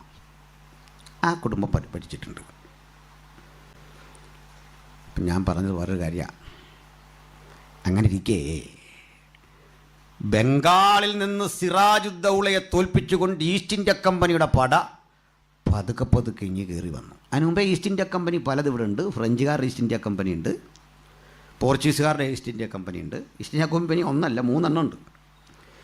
ബ്രിട്ടീഷ് ഈസ്റ്റ് ഇന്ത്യ കമ്പനി ലണ്ടനിൽ രജിസ്റ്റർ ചെയ്തൊരു കമ്പനി അങ്ങനെ ഇന്ത്യയിലെത്തി. അപ്പോൾ നമ്മുടെ നാട്ടുരാജാക്കന്മാർ തമ്മിൽ നല്ല അടിയാണ്. അടിച്ചുകൊണ്ടിരിക്കുമ്പോൾ തോൽക്കും ശക്തി പോരാ എന്നറിയുമ്പോൾ ഒരു നാട്ടുരാജാവ് ഈസ്റ്റ് ഇന്ത്യ കമ്പനിക്ക് കത്തിടും, അല്ലെങ്കിൽ അവരെ അറിയിക്കും, ഞങ്ങളെ ഒന്ന് സഹായിക്കാമോ? സായിപ്പ് നോക്കി നിൽക്കുക ഒരു ചാൻസ് ഉണ്ടോ എന്ന്. ആ സഹായിക്കാം. അപ്പോൾ പറയും ഇങ്ങനെ വടക്ക് പറവൂര് മുതൽ തെക്കിന്നത് വരെയുള്ള ഞങ്ങളുടെ അതിര്, അത്രയും അതിരിനുള്ളിലുള്ള ശേഷം നാട്ടുരാജാക്കന്മാരെ തുരത്തി ആ മണ്ണ് തിരിച്ചു പിടിക്കണം. അതിന് പറയും ചെയ്യാം. പകരം ഞങ്ങൾക്കവിടെ കൃഷിസ്ഥലം തരണം, ഞങ്ങൾക്കവിടെ കണ്ടോണമെൻറ്റുകൾ സ്ഥാപിക്കാൻ സ്ഥലം തരണം. ഓ തരാം. മാത്രമല്ല സ്ഥിരം ഒരു പട്ടാള പിക്കറ്റിങ് വേണമെങ്കിൽ നാളെ മറ്റാരും വന്ന് നിങ്ങളെ ആക്രമിക്കാതിരിക്കാൻ ഞങ്ങൾ സൈനികരെ ഇടാം, ഞങ്ങൾക്കൊരു കപ്പം തരണം. ജനങ്ങളെന്ന് പിരിച്ചാൽ മതിയല്ലോ, അതും തരാം. അങ്ങനെ ഇവരിവിടെ വന്ന് കിടക്കും, കരാർ എഴുതും. അടി തീരത്തില്ല, അടുത്ത രാജ്യമായിട്ട് വീണ്ടും അടി. അപ്പോൾ ഈ കേരളത്തിലേക്കൊക്കെ വരുമ്പോൾ യുദ്ധം വലിയ കട്ടിയാണ്. മോശം യുദ്ധം അല്ല നമ്മൾ ചെയ്തേ. നമ്മുടെ യുദ്ധം പോലും അന്തസ്സുള്ള യുദ്ധമാണ്. എതിരാളി ഒന്ന് വണങ്ങണം, സൂര്യനെ നമസ്കരിക്കണം, മണ്ണിനെ നമസ്കരിക്കണം, മാതാപിതാക്കളെ ഓർക്കണം, ഗുരുവിനെ ഓർക്കണം, എന്നിട്ടാണ് അടി. മാന്യമാരി അടിയല്ലേ. ഒരുത്തനെ എതിരെ കാണുമ്പോൾ ഗുഡ് മോർണിംഗ് പറയുക, സുഖമായിട്ടൊക്കെ ഇരിക്കുമെന്ന് ചോദിച്ചു ഒന്ന് പൊട്ടിക്കുക. നല്ലൊരു യുദ്ധമാണ്. കേട്ടാൽ തന്നെ ഒരു ഐശ്വര്യം അല്ലേ. അച്ഛാ സന്തോഷമായിട്ടൊക്കെ ഇരിക്കുന്നല്ലേ. ഇതായിരുന്നു ഇന്ത്യയുടെ ഒരു പട്ടാളക്കാരുടെ വേഷവും രസകരമായിരുന്നു. ഒരു വലിയ തലപ്പാവ്, അതിലൊരു രാജമുദ്ര, നല്ല കൊമ്പം മീശ.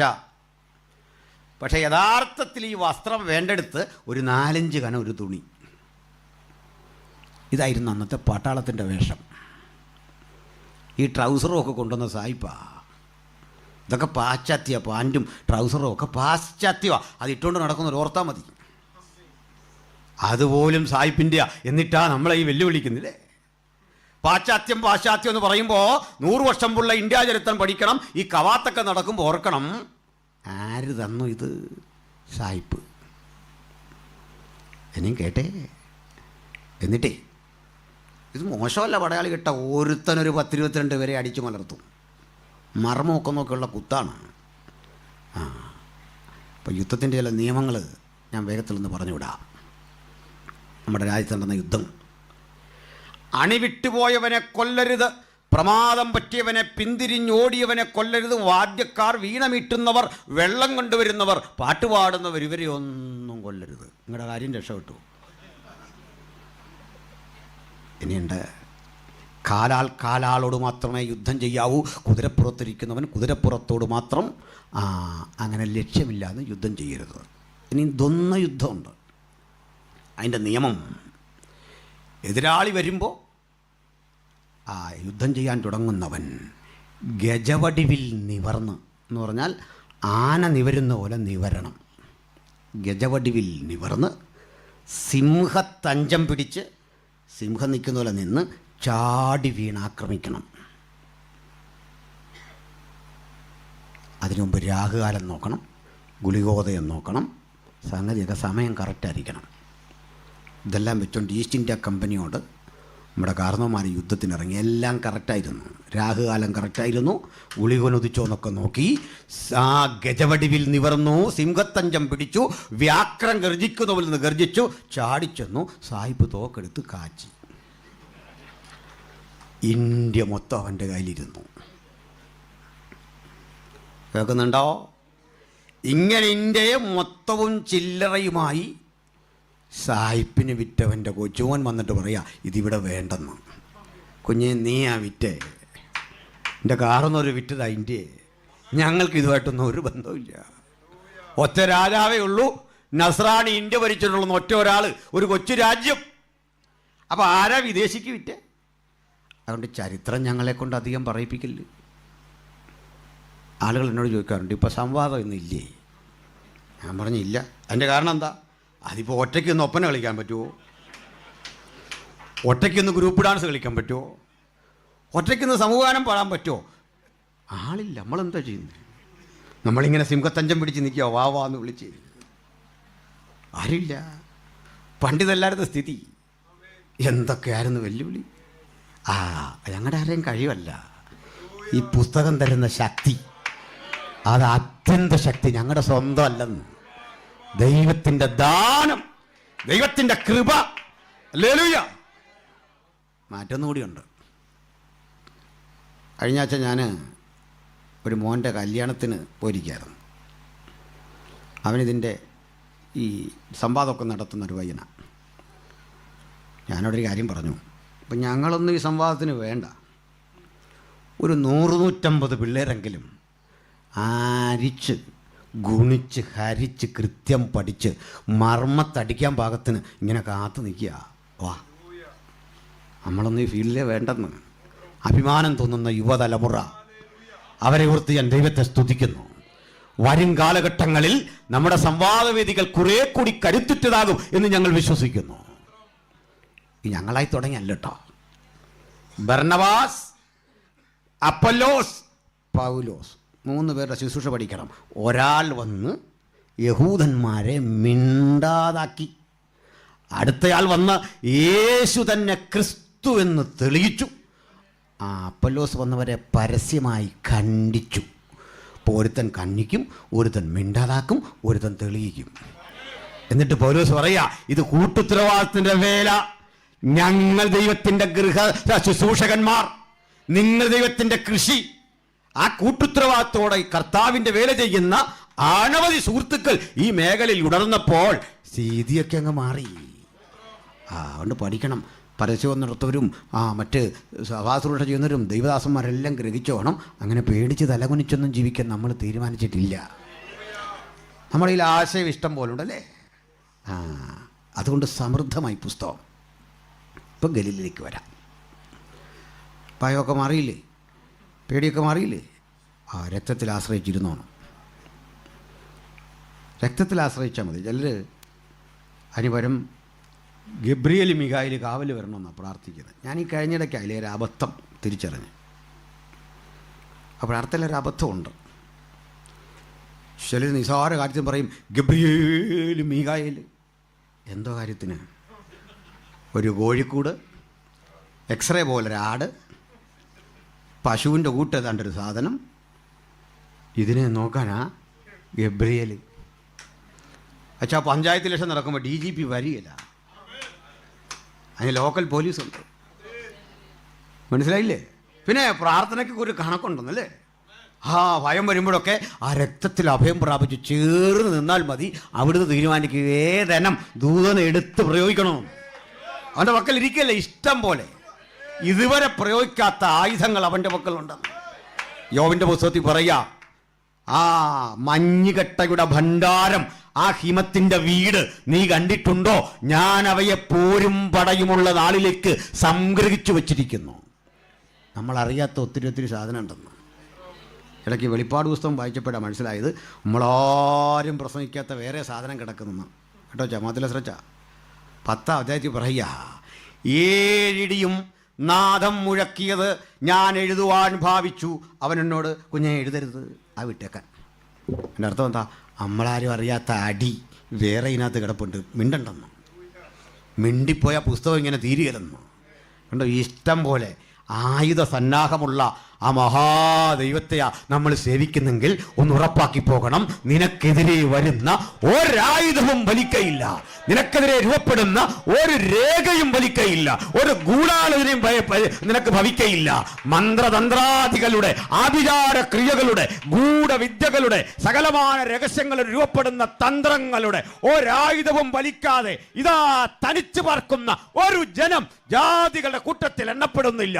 യേശുവിന്റെ രക്തത്താൽ വീണ്ടെടുക്കപ്പെടുന്നവന്റെ ജയത്തിന്റെ വടി തടയാൻ ഒരു ശക്തിക്കും കഴിയില്ല എന്ന വാഗ്ദത്തം നമ്മുടെ സിരകളിൽ ഒരു പുത്തൻ അനുഭവമായി, ഒരു പ്രതിരോധമായി രൂപപ്പെടട്ടെ ഈ രാത്രി. അങ്ങനെ വിശ്വസിക്കുന്ന ദൈവമക്കൾക്കൊരു വിടുതലുണ്ട്. നമുക്ക് മാത്രമല്ലെന്നേ, ആര് കാത്തിരിക്കും അവർക്കെല്ലാം ഈ വിടുതലുണ്ട്. സ്തോത്രം. അപ്പോഴേ നമ്മുടെ കർത്താവ് നസ്രായൻ എന്ന പേര് സ്വീകരിച്ചു. എൻ്റെ കാരണം അന്നത്തെ ആൾക്കാരോടൊന്നും പറഞ്ഞില്ല. ഇത് പറഞ്ഞന്ന് പൗലോസാ. പൗലോസേ, ബേദലഹേമനായ ഈശായിയുടെ കൊച്ചുമകൻ എന്തേ നസ്രായൻ എന്ന പേര് സ്വീകരിച്ചു? അതിന് കാരണമുണ്ട്.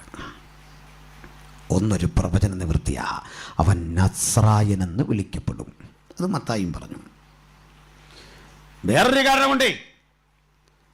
അത് ബൈബിളിൽ നേരിട്ട് എഴുതിയിട്ടില്ല. അത് ഞാൻ നടത്തിയൊരു കണ്ടെത്തല. അതങ്ങോട്ട് പറഞ്ഞേക്കാം, പൗലോസിൻ്റെ പിന്നെ പറയാം. ഞാൻ നടത്തിയൊരു കണ്ടെത്തൽ പറയുന്നതിന് വിരോധമുണ്ടോ? ഇല്ല.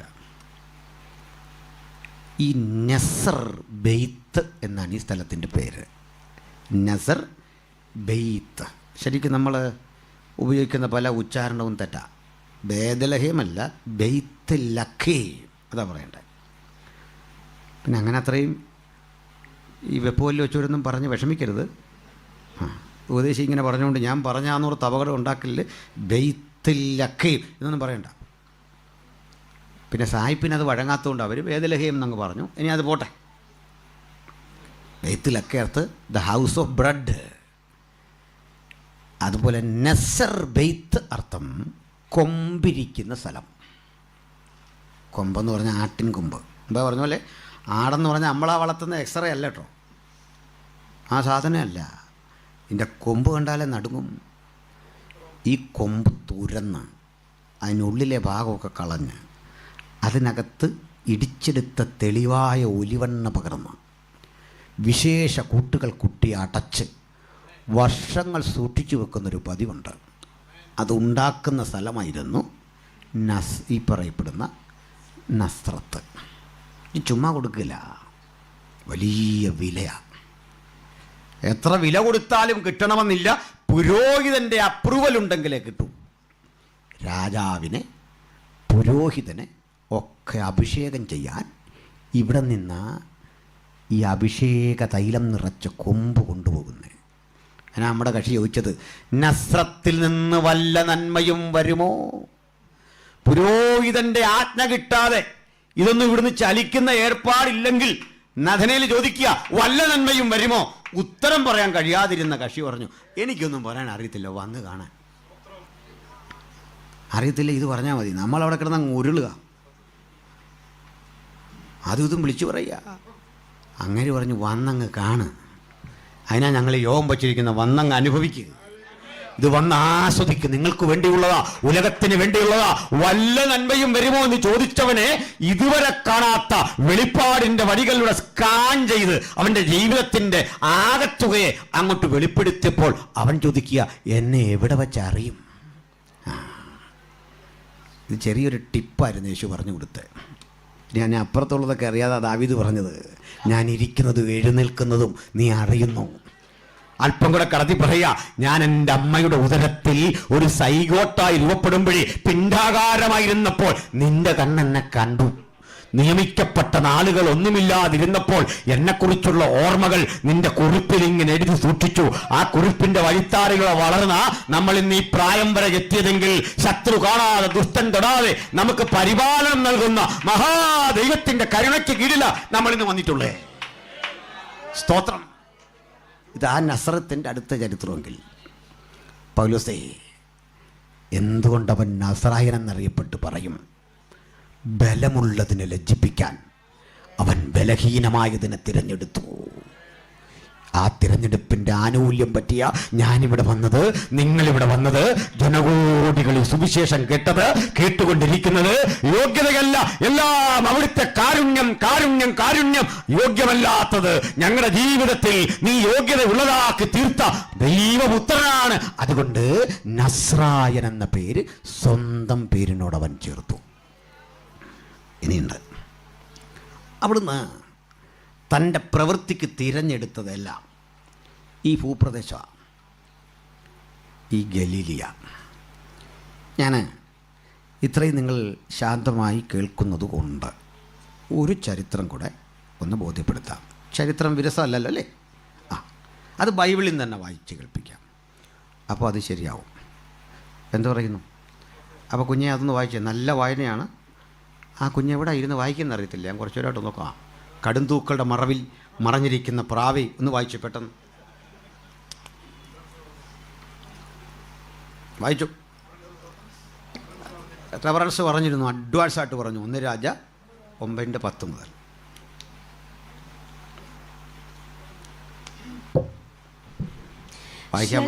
യഹോവയുടെ ആലയം. ശ്രദ്ധിക്കണം. ഇതേ ഈ ഗലീലിയായുടെ ഒരു പഴയ ചരിത്രം ഞാൻ നിങ്ങളെ ഒന്ന് ഓർപ്പിക്കാം.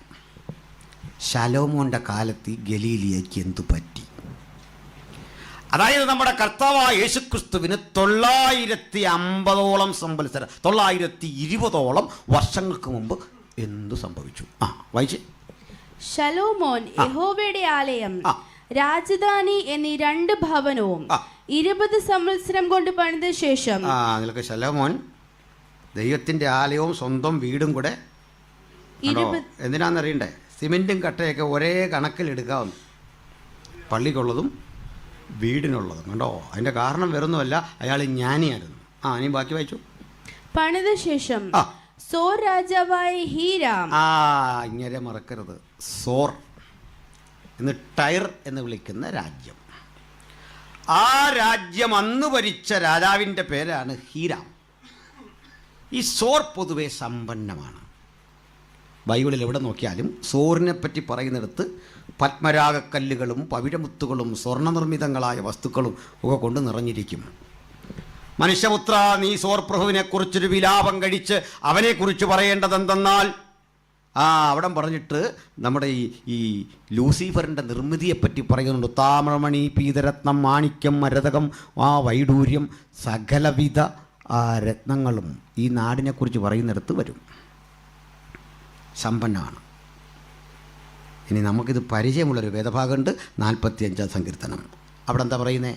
സോർ നിവാസികൾ ജനത്തിലെ ധനവാന്മാർ തന്നെ കാഴ്ചവെച്ച് നിന്റെ മുഖപ്രസാദം തേടും. വായിച്ചിട്ടില്ലേ? ഈയിടയ്ക്കൊരു ദിവദാസൻ അത് തെറ്റിച്ചു വായിച്ചു. നിന്റെ വലത്തുഭാഗത്ത് രാജ്ഞി ഓഫീസർ തങ്കമണി നിൽക്കുന്നു. ഇത് വായിക്കാൻ കൊടുത്തില്ല, അതിലും വലിയ ശല്യം. കൊടുത്തപ്പോൾ വായിക്കുക, നിന്റെ വലത്തുഭാഗത്ത് ഓഫീസർ, ബാക്കി വല്ല. അല്ലയോ കുമാരി കേൾക്ക നോക്ക. ആര്? തങ്കമണി. കുഞ്ഞ് നേരെ അത് വായിക്കുന്ന, തെറ്റിക്കല്ല്, വായിച്ചോണം. സോർ രാജാവായ ഹീരാം ശലോമോന് അവന്റെ ഇഷ്ടം പോലെയൊക്കെയും ദേവദാരുവും സരളമരവും സ്വർണവും കൊടുത്തിരുന്നത് കൊണ്ട് അവിടെ അത് ശരിയാക്കി. ഞാൻ നോക്കായിരുന്നു എന്തോ ചെയ്യുന്നതെന്ന്. ചില വായിച്ച സരള മരം കൊടുത്തു എന്നോ. ആ പേരങ്ങനെ വരുന്നുണ്ടേ. ഗൾഫിൽ പോയ ഒരുത്തൻ അമ്മയ്ക്കും ഭാര്യയ്ക്കൂടെ ഒരു കത്തെഴുതി വെച്ച, 2 കത്ത്. ഇത് രണ്ടും വന്ന് കിട്ടിയത് ആ പെണ്ണിൻ്റെ കയ്യിലാണ്. അവൾ പൊട്ടിച്ച് വായിച്ചപ്പോൾ കത്തിൽ എഴുതിയിരിക്കുകയാണ്, ഗൾഫിൽ ചെന്നുള്ള ജീവിതമല്ലേ അത്. സൗദി അറേബ്യ, പള്ളിയില്ല, ആരാധനയില്ല. പുള്ളി പഴയ കാലത്ത് യോഗത്തിന് പോകാൻ പറ്റാത്ത കാര്യമെല്ലാം എടുത്ത് അതിങ്ങനെ ഓർമ്മയെന്ന് എഴുതുക. അന്ന് അമ്മയോടൊപ്പം കൈപിടിച്ച് ആലയത്തിലേക്ക് പോയ പൂർവ്വകാലം എനിക്കിനിയും മറക്കാൻ പറ്റുന്നില്ല. ഉറങ്ങുമ്പോഴെല്ലാം അത് ഓർമ്മ വരുന്നു, ഒറ്റയ്ക്ക് നടക്കുമ്പോൾ ഓർമ്മ വരുന്നു. പെണ്ണ് ഭയങ്കര ബഹളം. കാരണം അവൾ വായിച്ചത് അന്നമ്മ എന്നുള്ളത് വായിച്ച അന്നമ്മയെന്നായിപ്പോയി. അന്നമ്മയുടെ കൈ പിടിച്ചെന്നുള്ളത് അന്നമ്മയുടെ കൈ പിടിച്ച് പണ്ട് പള്ളിയിൽ പോയിരുന്നു. ഒരക്ഷരത്തിന് കൊടുക്കേണ്ടി വന്ന വില അതിൻ്റെ സൂക്ഷിച്ച് വായിച്ചോണം. നമ്മുടെ ആൾക്കാരായി എവിടെ ചെന്ന് പ്രശ്നം ഉണ്ടാക്കുന്ന ഒരു പിടിയില്ല. വളരെ ശ്രദ്ധിച്ച് വായിച്ചോണം. വായിച്ചോ. സരളമരം, പിന്നെ സ്വർണവും കൊടുത്തിരുന്നത് കൊണ്ട്. കണ്ടോ? ശലോമോൻ 20 കൊല്ലം കൊണ്ട് പണി കഴിപ്പിച്ച ദേവാലയത്തിന്റെ നിർമ്മിതിക്ക് വേണ്ടി സരളമരം, ദേവദാരു, സ്വർണം ഇഷ്ടം പോലെ ആര് കൊടുത്തു? ഹീരാം. ശലോമോൻ രാജാവ് ഹീരാമിന് ഗലീല ദേശത്ത് 20 പട്ടണം കൊടുത്തു. കണ്ടോ? എത്ര പട്ടണം കൊടുത്തു? 20 പട്ടണം. ഒരു പട്ടണം എന്നൊക്കെ പറഞ്ഞാൽ എന്താ അത്ര? 20 എണ്ണം കൊടുത്തു. എടുത്തോളാൻ പറഞ്ഞു. ബാക്കി എന്തായി? ബാക്കി ശലോമോൻ ഹീരാമിന് കൊടുത്ത പട്ടണങ്ങളെ കാണേണ്ടതിന് ഗലീല ദേശത്ത് 20 പട്ടണം, നമ്മൾ ഈ പറഞ്ഞ സ്ഥലത്ത് 20 പട്ടണങ്ങളെ കൊടുത്തു. അത് കാണേണ്ടതിന് അവൻ സോറിൽ നിന്ന് വന്നു. സോറിൽ നിന്ന് കണ്ടേക്കാം. എന്നാൽ അവ അവന് ബോധിച്ചില്ല.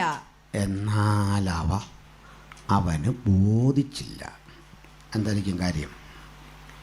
അപരിഷ്കൃതരായ മനുഷ്യര്, വലയും പടകം നന്നാക്കുന്ന കുറേ മനുഷ്യര്, നിരാശ ബാധിച്ച മുഖങ്ങൾ, മദ്യവും മദിരാശിയും വീഞ്ഞും അനുബന്ധ ഉൽപ്പന്നങ്ങളും കൊണ്ട് വിലപേശുന്ന തെരുവുകൾ, സന്തോഷം നഷ്ടപ്പെട്ട കുടുംബങ്ങൾ, ശാലീന സുന്ദരമാണ് ഈ നാടെങ്കിലും മധ്യലകരികിൽ തകർന്നു പോകുന്ന, പലവിധത്തിലുള്ള പ്രതിസന്ധികളിൽ അമർന്നു പോകുന്ന, ആരൊക്കെ നോക്കിയിട്ട് ഉദ്ധരിക്കാൻ കഴിയാതെ വല്ലാതെ കിടക്കുന്ന ഈ നാട് കണ്ട് ഹീരാം അമ്പരന്നു. എങ്ങനെ പ്രതികരിച്ചു? സഹോദര, നീ എനിക്ക് തന്ന ഈ പട്ടണം എന്ന് അവൻ പറഞ്ഞു. അങ്ങനെ ചോദിച്ചു. എൻ്റെ പൊന്നു സഹോദര സലോമോനെ, നീ ഈ തന്ന പട്ടണം എന്തിന്? ഇതെന്ത്? എന്തിനാ ഇത് കൊടുത്തതെന്ന് മനസ്സിലായോ? ആള് ജ്ഞാനിയായിരുന്നു, അതുകൊണ്ട് കൊടുത്ത. വേണ്ടാത്തെല്ലാം കൂടെ തട്ടി എടുത്തോളാൻ. അങ്ങനെ വേണ്ടാത്ത 20 പട്ടണങ്ങൾ, വേണ്ടാത്ത മനുഷ്യർ, വേണ്ടാത്ത ഇടങ്ങൾ, അവികസിതങ്ങളായ ഇടങ്ങൾ, സന്തോഷം നഷ്ടപ്പെട്ട വീടുകൾ, സ്വസ്ഥത നഷ്ടപ്പെട്ട ഇടങ്ങൾ, ദുരിതപ്പെട്ടവർക്കൊന്നും വേണ്ട. ഇതാ പഞ്ചാബിൽ ഇപ്പോൾ സംഭവിച്ചു എന്നൊക്കെ പറഞ്ഞ് കേൾക്കുന്നത് എന്താ അറിയാമോ? പഞ്ചാബിലൂടെ സഞ്ചരിക്കണമായിരുന്നു. ഒരു കാലത്തെ മുറുക്കാൻ കടയിൽ എഴുതി വെച്ചിട്ടുണ്ട്, തോക്ക് വിൽക്കപ്പെടും. അത് വാങ്ങാനോ ഉപയോഗിക്കാനോ അറപ്പില്ലാത്ത സർദാർജിമാർ. പക്ഷെ പണ്ടൊരു സർദാർജി ഈ വിശുദ്ധ ഗ്രന്ഥം കയ്യിലെടുത്തു. സാധു സുന്ദര സിംഗ് നഗ്നപാതനായി തലങ്ങും വിലങ്ങും ഇന്ത്യ മഹാരാജ്യത്തിൻ്റെ പലയിടങ്ങളിൽ സഞ്ചരിച്ചു. ഒരിക്കൽ മാർത്താണ്ഡവർമ്മയെ കാണാൻ അവസരം കിട്ടി. മാർത്താണ്ഡവർമ്മ രാജാവായിരിക്കും കാലത്ത് സാധു സുന്ദര സിംഗിനെ ചെന്ന് കാണാൻ ചെല്ലുക. കാവൽ നിന്ന ആ സൈനികൻ ചെന്നിട്ട് രാജാവിനോട് പറയുക, പ്രഭു, ഒരു ജീസസ് നിൽക്കുന്നു എൻ്റെ മുമ്പിൽ. പണ്ട് സാധു സുന്ദര സിംഗ് എന്ന സാധു മനുഷ്യൻ പഞ്ചാബിൽ ആ മണ്ണിൽ ആരംഭിച്ച സുവിശേഷത്തിൻ്റെ വിപ്ലവം എല്ലാത്തരം ദുരന്തങ്ങളെയും തകർത്ത്, ഇരുട്ടിൻ്റെ കോട്ടകളെ ഇടിച്ച് ഒറ്റക്കൊരു മനുഷ്യൻ തുടങ്ങി വെച്ച പ്രസ്ഥാനം കാലമേറെ കഴിഞ്ഞപ്പോൾ ഇന്ന് ഇന്ത്യയിൽ അതിശക്തം സഭകൾ വളരുന്ന ഒരു മേഖലയായി മാറിയെങ്കിൽ അതിൻ്റെ പിന്നിലൊരു കാരണമുണ്ട്. അതാണ് ആത്മശക്തി. ഞാനൊരു കാര്യം പറയുന്നതിൽ ദൈവദാസന്മാരെ ക്ഷമിക്കണം. ഇത്രയും ദൈവമക്കൾ ഇവിടെ ഉണ്ട്. ഇതൊന്നും ഈ പാസ്റ്ററുടെയോ ഇവിടെ വന്ന എൻ്റെയോ പാടുന്ന നമ്മുടെയോ വചനം കേട്ട് വന്നതല്ല. പിന്നെ എങ്ങനെ വർഷങ്ങൾക്കപ്പുറത്തെ ഈ ബൈബിളൊന്ന് വെക്കാനും ഒന്നിരുന്ന് പ്രാർത്ഥിക്കാനും ഒരു സോഡ കുടിക്കാൻ പോലും പണമില്ലാതെ കുറേ മനുഷ്യർ തലങ്ങും വിലങ്ങും ഈ വഴിയിലൂടെ പോയി. കൂക്കി വിളിച്ചും ഒറ്റപ്പെടുത്തിയും അവഹേളിച്ചും അവരെ ഇതുവഴി കല്ലെറിഞ്ഞുമൊക്കെ ഓടിച്ച മണ്ണിൽ ആ കല്ലെറിഞ്ഞ കുടുംബങ്ങൾക്ക് ശാപമല്ല അവൻ വരുത്തിയത്. അന്നും അവർ പ്രാർത്ഥിച്ചു, ഈ പാപം ഇവരുടെ മേൽ നിർത്തരുതേ. ഏത് സ്തേഫാനോസ് പ്രാർത്ഥിക്കും, ഈ പാപം ഇവരുടെ മേൽ നിർത്തരുത് എന്ന് പ്രാർത്ഥിക്കുമ്പോൾ ഒരു പൗലോസ് രൂപപ്പെടുമെന്ന കാര്യത്തിൽ സംശയം വേണ്ട. അങ്ങനെ രൂപപ്പെട്ട പൗലോസ് ആ കുടുംബത്തിൽപ്പെട്ടവരാ ഇന്ന് ഞാനും നിങ്ങളുമായി ഇവിടെ ഇരിക്കുമെങ്കിൽ, ആരോ വിതച്ചതിന്റെ ഫലം കൊയ്ത് നമ്മൾ ഇന്ന് ഇവിടെ ഇരിക്കുമെങ്കിൽ വിഷമമൊന്നും വേണ്ടെന്നേ. ഇന്ന് രാത്രി വിശ്വാസത്താൽ വിതച്ചു കൊള്ളണം. ഒരു പുതുതലമുറ ഫലം കൊയ്യാൻ നാളുകളധികം കഴിയും മുമ്പ് ഒരു ബൃഹത് ജനക്കൂട്ടമായി, ഒരു മഹാപ്രവാഹമായി ഇതുവഴി വരുമെന്ന കാര്യത്തിൽ സംശയം ദേശം വേണ്ട. ഭക്തനൊരു കാര്യം പറയും, നീ പോയി കടലിൽ നോക്കിക്കൊള്ളുക. അവർ നോക്കിയിട്ട് വന്നിട്ട് പറയുക, ഒരു കരം പൊങ്ങുന്നത് പോലെ ഞാൻ മേഘം കാണുന്നുണ്ട്. പ്രാർത്ഥനയുടെ മുഴങ്കാൽ വയ്ക്കുന്ന ഭക്തന് ഒരു മേഘം പൊങ്ങുമ്പോൾ, കരം ഉയർന്നു വരുന്നത് കാണുമ്പോൾ ഒരു കാര്യം തിരിച്ചറിയ, ഒരു വലിയ മഴയുടെ മുഴക്കമുണ്ട്. നീ റെഡിയായിക്കൊള്ളണം, കാത്തിരുന്നു കൊള്ളണം. ദർശനത്തിന് ഒരു അവധി വെച്ചിരിക്കുന്നു, അത് സമാപ്തിയിലേക്ക് വരുവാൻ ബന്ധപ്പെട്ടുകൊണ്ടിരിക്കുന്നു. കാലമെത്ര കഴിഞ്ഞാലും അത് വരും നിശ്ചയം, അത് സാധിച്ചെടുക്കും നിശ്ചയം. പ്രാർത്ഥിച്ച ഭക്തന്റെ കണ്ണീരിന് മറികടക്കാത്ത മഹാദൈവത്തിന്റെ പ്രവൃത്തി ഇന്നും വ്യാപരിച്ചു കൊണ്ടിരിക്കുകയാണെന്നേ. അനവധി പ്രിയപ്പെട്ടവരുടെ പ്രാർത്ഥനയുടെ ഉത്തരമാ ഇവിടെ ഇരിക്കുന്ന ഞാനും നിങ്ങളുമെങ്കിൽ ഈ പുസ്തകം കയ്യിലെന്തി അഭിഷിക്തന്മാരെ ഒന്നുറപ്പിക്കണം. ഒരു പരസ്യയോഗവും വ്യർത്ഥമല്ല, ഒരു ട്രാക്ട് വിതരണവും വ്യർത്ഥമല്ല, ഒരു പാട്ടും വ്യർത്ഥമല്ല, ഒരാകാംക്ഷയും വ്യർത്ഥമല്ല. സുവിശേഷത്തിന് വേണ്ടി എന്ത് നിങ്ങൾ ചെയ്തോ ഒന്നും വ്യർത്ഥമല്ലെങ്കിൽ ഇന്ന് ഈ മുറ്റം വേർതിരിച്ചേ, ഈ വീട് വേർതിരിച്ചേ, യേശുവിന്റെ നാമത്തിൽ നാമത്തിന് വേണ്ടി നിങ്ങൾ ചെയ്തെടുക്കുന്ന ഒരു പ്രവൃത്തിക്കും ഫലമില്ലാതെ വരികയില്ല. വിശ്വാസത്താൽ ഒന്നുകൂടി പറഞ്ഞട്ടെ, എന്റെ പുതുതലമുറ ഫലം കൊയ്തെടുക്കാൻ ഇതുവഴി വീണ്ടും വീണ്ടും വരും. ഒരു പുതുതലമുറയെ സ്വപ്നം കണ്ടുകൊണ്ട് ഞങ്ങൾ വിശ്വാസത്താൽ ഇന്ന് രാത്രി വിതയ്ക്കുന്നു. ഉദ്ദേശം സാധിക്കാതെ മടങ്ങി വരാത്ത ഈ ദൈവത്തിന്റെ വചനം ഉയർത്തിക്കൊണ്ട് അതിൽ അഭിരമിക്കുന്ന യേശുവിന്റെ രക്ഷകർത്തൃത്വം ഈ ദേശത്തിന് അവകാശമായി പ്രഖ്യാപിച്ചുകൊണ്ട് ഞങ്ങൾ ഈ ദേശത്തെ അനുഗ്രഹിക്കുന്നു. ഹല്ലേലൂയ. അപ്പോ ഈ സ്ഥലത്തിന് നാട്ടുകാരൊരു പേരിട്ടെന്നു. മോളെ അതുകൂടെ വായിച്ചട്ടെ. അവയ്ക്ക് ഇന്ന് വരെയും കാബൂൾ ദേശം എന്ന പേരായിരിക്കുന്നു. 20 പട്ടണത്തിനൂടെ നാട്ടുകാരിട്ടൊരു പേര് എന്തെന്നാ?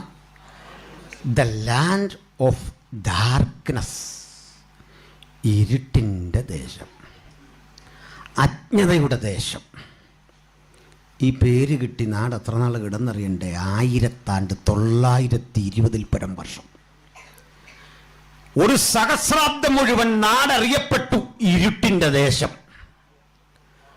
ഈ 20 പട്ടണങ്ങളും കൂടിക്കിടക്കുന്ന സ്ഥലത്തിൻ്റെ പേരാണ് ഇരുട്ടിൻ്റെ ദേശം. അതൊരു സത്യമാണ്.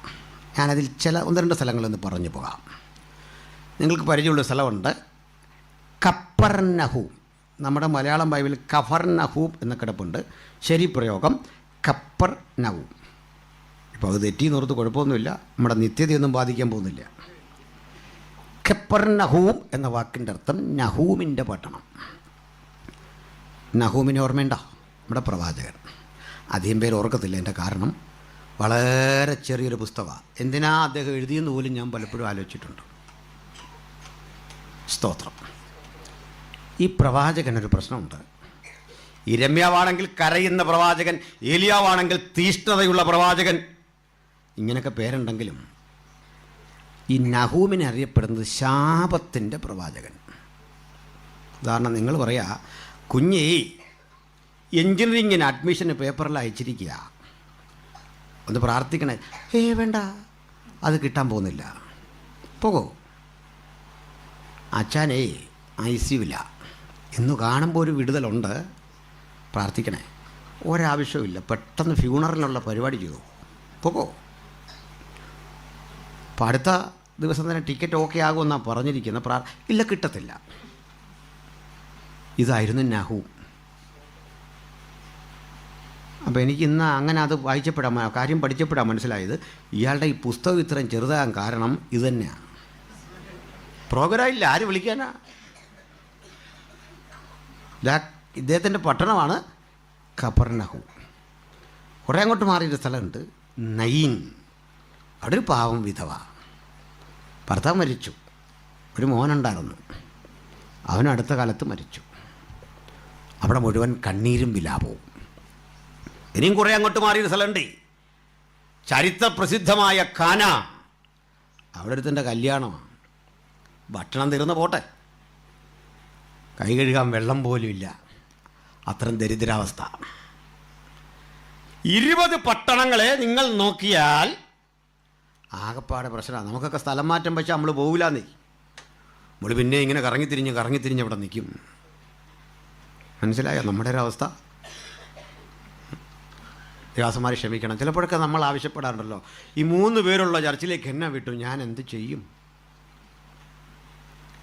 ആ ചോദ്യത്തിന് ഉത്തരവുണ്ട്. അതിൻ്റെ അർത്ഥം ഇത്രേ ഉള്ളൂ, മുളക്കുഴിയെന്ന് അല്ലെ കുമ്പനാട്ടുനിന്ന് ഓവർസീറോ പ്രസിഡൻറ്റോ ആരെങ്കിലും കുടുംബമായിട്ട് വന്ന് അവിടെ ട്രാക്റ്റൊക്കെ കൊടുത്ത് സുവിശേഷമൊക്കെ പറഞ്ഞ് ഈ 3 കുടുംബം ഒരു 30 ആക്കിയിട്ട് എന്നെ അവിടെ ഇരുത്തണമെന്നാണ് അതിൻ്റെ പരോക്ഷ ആവശ്യം. അവർക്കത് അത്ര അത്യാവശ്യമില്ലാത്തതുകൊണ്ട് അവർ വരുന്നില്ല, അതാ കാര്യം. മനസ്സിലായോ? ഈ സഭായോഗ തൊഴിലാളി രക്ഷപ്പെട്ട ചരിത്രമില്ല. മിനിസ്ട്രി ചെയ്യണമെന്ന് ഈ സൺഡേ ഉള്ളി മിനിസ്ട്രിക്കാരൻ രക്ഷപ്പെട്ട ചരിത്രമില്ല. അവനിങ്ങനെ താൻ നട്ടുണ്ടാക്കാത്ത ആവണക്കിനെ പ്രാഗി അതും തീരും, അവനും തീരും. വിട്ടുപോന്നേ, പുസ്തകം കൊണ്ട് പോകണമെന്നേ. ആ പോകുന്ന വഴിക്ക് ആത്മാക്കളെ ദൈവം വെച്ചിട്ടുണ്ടെന്ന്. ഹല്ലേലൂയ. ഈ വരണ്ടുണങ്ങിയ 3 കുടുംബവും അവിടെ ഒരു സെക്രട്ടറിയും 2 കൈക്കാരനും കമ്മിറ്റി ഇവനെ മെയിൻറ്റെയിൻ ചെയ്യുന്നതിനേക്കാൾ നല്ലത് ഫീൽഡിലേക്ക് പോകണമെന്ന്. തിരുവല്ല ഈ KSRTC ബസ് എടുക്കുമ്പോൾ അതിൽ ആളില്ലെന്നോർത്തേ ഡ്രൈവർ വണ്ടി എടുക്കാതിരിക്കില്ല. സമയമാകുമ്പോൾ ഡബിൾ കിട്ടും, അവൻ വണ്ടി എടുത്തേ പറ്റൂ, കാരണം വഴിയിൽ ആളുണ്ട്. നമുക്ക് ഇന്നുവരെ അത് മനസ്സിലാകാത്ത കാരണം തിരുവല്ലെ കൊണ്ട് ആളിനെ കൊടുക്കണമെന്ന് പറഞ്ഞ് ഒരു ഡ്രൈവർ സമരം ചെയ്താലും മന്ത്രി ഗണേശ സമ്മതിക്കില്ല. പുള്ളി പറയും എടുത്തോളാൻ പറയും. ഡബിള് കെട്ടാ വണ്ടി എടുക്കേണ്ട ആളാ ഡ്രൈവർ. സമയം നോക്കി ഡബിൾ കൊടുത്തോണം കണ്ടക്ടർ, അല്ലെ പണി പോക്കാ. സ്തോത്രം. അപ്പോൾ സംഭവിച്ചെന്താ? ഈ സ്ഥലമെല്ലാം ഇങ്ങനെ കിടക്കുക, ആരും പോവില്ല. യേശു ഇവിടുന്ന് തന്നെയാണ് തിരഞ്ഞെടുത്തത് തൻ്റെ ശിഷ്യന്മാരെയല്ല. തൻ്റെ ശിഷ്യന്മാരെ മിക്കതിനെ ഇവിടുന്ന് പെറുക്കിയിട്ട് പറ്റാത്ത പണിയും കൂടെ ഏൽപ്പിച്ചു. സത്യം പറഞ്ഞാൽ പറ്റാത്ത പണിയാണ് ദൈവം നമുക്ക് തരുന്നത്, പറ്റുന്ന പണി തരികയല്ല. എന്താ കാര്യം എന്ന് വെച്ചാൽ, പാടുന്ന സൗരന്മാരില്ലേ, അവരെ വിട്ടേക്കാം. ഞാൻ എന്നെ തന്നെ പറയാം. ഇതുവരെയും പ്രസംഗിച്ചിട്ട് ഭയം തീർന്നിട്ടില്ല. പരീക്ഷ എഴുതുന്നൊരു കുട്ടിയുടേത് അത്ര പാട് ഇപ്പോഴും ഉണ്ട്, അതാ സത്യം. കാരണം എൻ്റെ അത്ര കോൺഫിഡൻസ് ഉള്ളൊരു മേഖലയല്ല പ്രസംഗം. സഹോദര, പാടുമ്പോൾ ഓർത്തോണം, കഴിവേലല്ല എൻ്റെ പോക്ക്. ഏതാണ്ടൊരു ഭയം. നീ കൂടെ ഇല്ലേ ഒന്നും നടക്കില്ല കർത്താവേ, നീ ഒപ്പമില്ലേ പറ്റിയില്ല. മത്തായി എന്ന് പറഞ്ഞ എഴുത്തുകാരിനകത്തുണ്ടേ, ആൾ സാഹിത്യമായിട്ടൊരു ബന്ധമില്ല. അങ്ങനെ പഠിച്ചല്ല, അക്കൗണ്ടൻസിയാണ്. കാരണം കണക്കെഴുതുന്ന ആളാണ്, ചുങ്കം പിരിവുകാരനാണ്. അക്കൗണ്ടൻസി പഠിച്ചാലുണ്ടോ നിങ്ങളെക്കുറിച്ച് നല്ലത് പറയാൻ പോട്ടോ. നല്ലതെന്ന് പറഞ്ഞാൽ credit what comes in, debit what goes out, 3 column cash book, single column cash book, Menon and company purchasing goods from somewhere else, ഇങ്ങനെയൊക്കെ പറഞ്ഞല്ലേ അത്. നല്ല തലയുള്ളവനെ പറ്റൂ ഈ കൊമേഴ്സ് പഠിക്കാൻ. CA ആണ്, BCom ആണെന്നൊക്കെ പറഞ്ഞാൽ അവരെ ഗൗരവത്തിൽ തന്നെ കാണണം. പെട്ടെന്ന് ജോലി കിട്ടും, ഇപ്പോൾ എളുപ്പം ജോലി കിട്ടും. കാരണം ഇനി നിങ്ങൾക്ക് പലർക്കും അറിയാത്തൊരു കാര്യം പറയാം. ജലധരിച്ചിരിക്കുന്ന ഈ കൊമേഴ്സ് എന്ന് പറഞ്ഞാൽ മുഴുവൻ കണക്കല്ല. കാരണം കൊമേഴ്സുകാരൻ കൂട്ടുന്നുമില്ല, കുറയ്ക്കുന്നുമില്ല, ഗുണിക്കുന്നുമില്ല, ഹരിക്കുന്നുമില്ല. പിന്നെ ഇയാളെന്തോ ചെയ്യുന്നത്? നിങ്ങളും ഞാനുമൊക്കെ ചെയ്ത ചിലവ് അടുക്കി വെക്കുന്നു. നമ്മൾ ചായ കുടിച്ചത്, കാറിൽ പോയത്, പെട്രോൾ അടിച്ചത്, സ്വോത്രകാഴ്ച ഇട്ടത്, പുള്ളി അടുക്കും ചിട്ടയ്ക്കും എടുത്തു വെക്കുന്നു. അതിൻ്റെ പേരാ അക്കൗണ്ടൻസി. നല്ല കഴിവ് വേണം. പക്ഷെ നിങ്ങളെ പറ്റിയൊരു കുറ്റം പറയാം, സാഹിത്യം നിങ്ങൾക്ക് വഴങ്ങാൻ അത്ര എളുപ്പമല്ല. ശരിയല്ലേ? ക്ഷമിക്കണം, അത് അവരാ ഇംഗ്ലീഷ് കേട്ടാൽ തന്നെ ഒക്കെ മനസ്സിലാകും. Credit what comes in, debit what goes out. ആളിത് ഏത് ഭാഷയാണ്? ഇംഗ്ലീഷ് തൊലി പൊളിച്ചേ സംസാരിക്കുള്ളൂ. ദാറ്റ് ഈസ് വറങ്ങെന്നൊരുത്തം പറഞ്ഞിരിക്കില്ല, റോങ് എന്നുള്ളത്. That is utterly wrong. മനസ്സിലായോ? ഇപ്പോഴത്തെ പിള്ളേരുണ്ട്, ഇപ്പോൾ പിള്ളേരെല്ലാം നല്ല കഴിവുള്ളവരാണ്. അപ്പോൾ മത്തായി ഇതൊക്കെയാണ് പഠിച്ചത്. നിങ്ങൾക്ക് അക്കൗണ്ടൻസി കാണണേ മത്തായിയുടെ സുവിശേഷം 1-ാം അധ്യായം നോക്കിയാൽ മതി. കറക്റ്റ് അക്കൗണ്ടൻസിയാണ്. ഇങ്ങനെ തലമുറകൾ അബ്രഹാം മുതൽ ദാവീദ് വരെ 14, ദാവീദ് മുതൽ ബാബിലോന്യ പ്രവാസം വരെ 14, ബാബിലോന്യ പ്രവാസം മുതൽ ക്രിസ്തു വരെ 14. കണ്ടോ അടുക്കും ചിട്ടേ? പണി പോയി പോക്ക് കണ്ടോ? അറേഞ്ച്മെൻറ്റ് കണ്ടോ? സത്യത്തിൽ ഇവനെ ഏൽപ്പിക്കേണ്ട പണി ക്യാഷായിരുന്നു, കാഷർ. ദൈവം ഏൽപ്പിച്ചതൊരു കള്ളനെ, യൂദ. മനസ്സിലായോ? അപ്പോഴൊക്കെ മത്തായിക്ക് പറയണമെന്നുണ്ട്, ഞാനത് വൃത്തിക്ക് ചെയ്യാം. കൊടുക്കുകയില്ല, ദൈവം തരികയില്ലെന്നങ്ങനെ. നമുക്കറിയാവുന്ന പണി തരാനല്ല ഈ യജമാനം വിളിച്ച്, എന്ന് നീ എൻ്റെ കൂടെ കൂടിയോ അന്ന് ഞാൻ തീരുമാനിക്കും നിൻ്റെ പണി.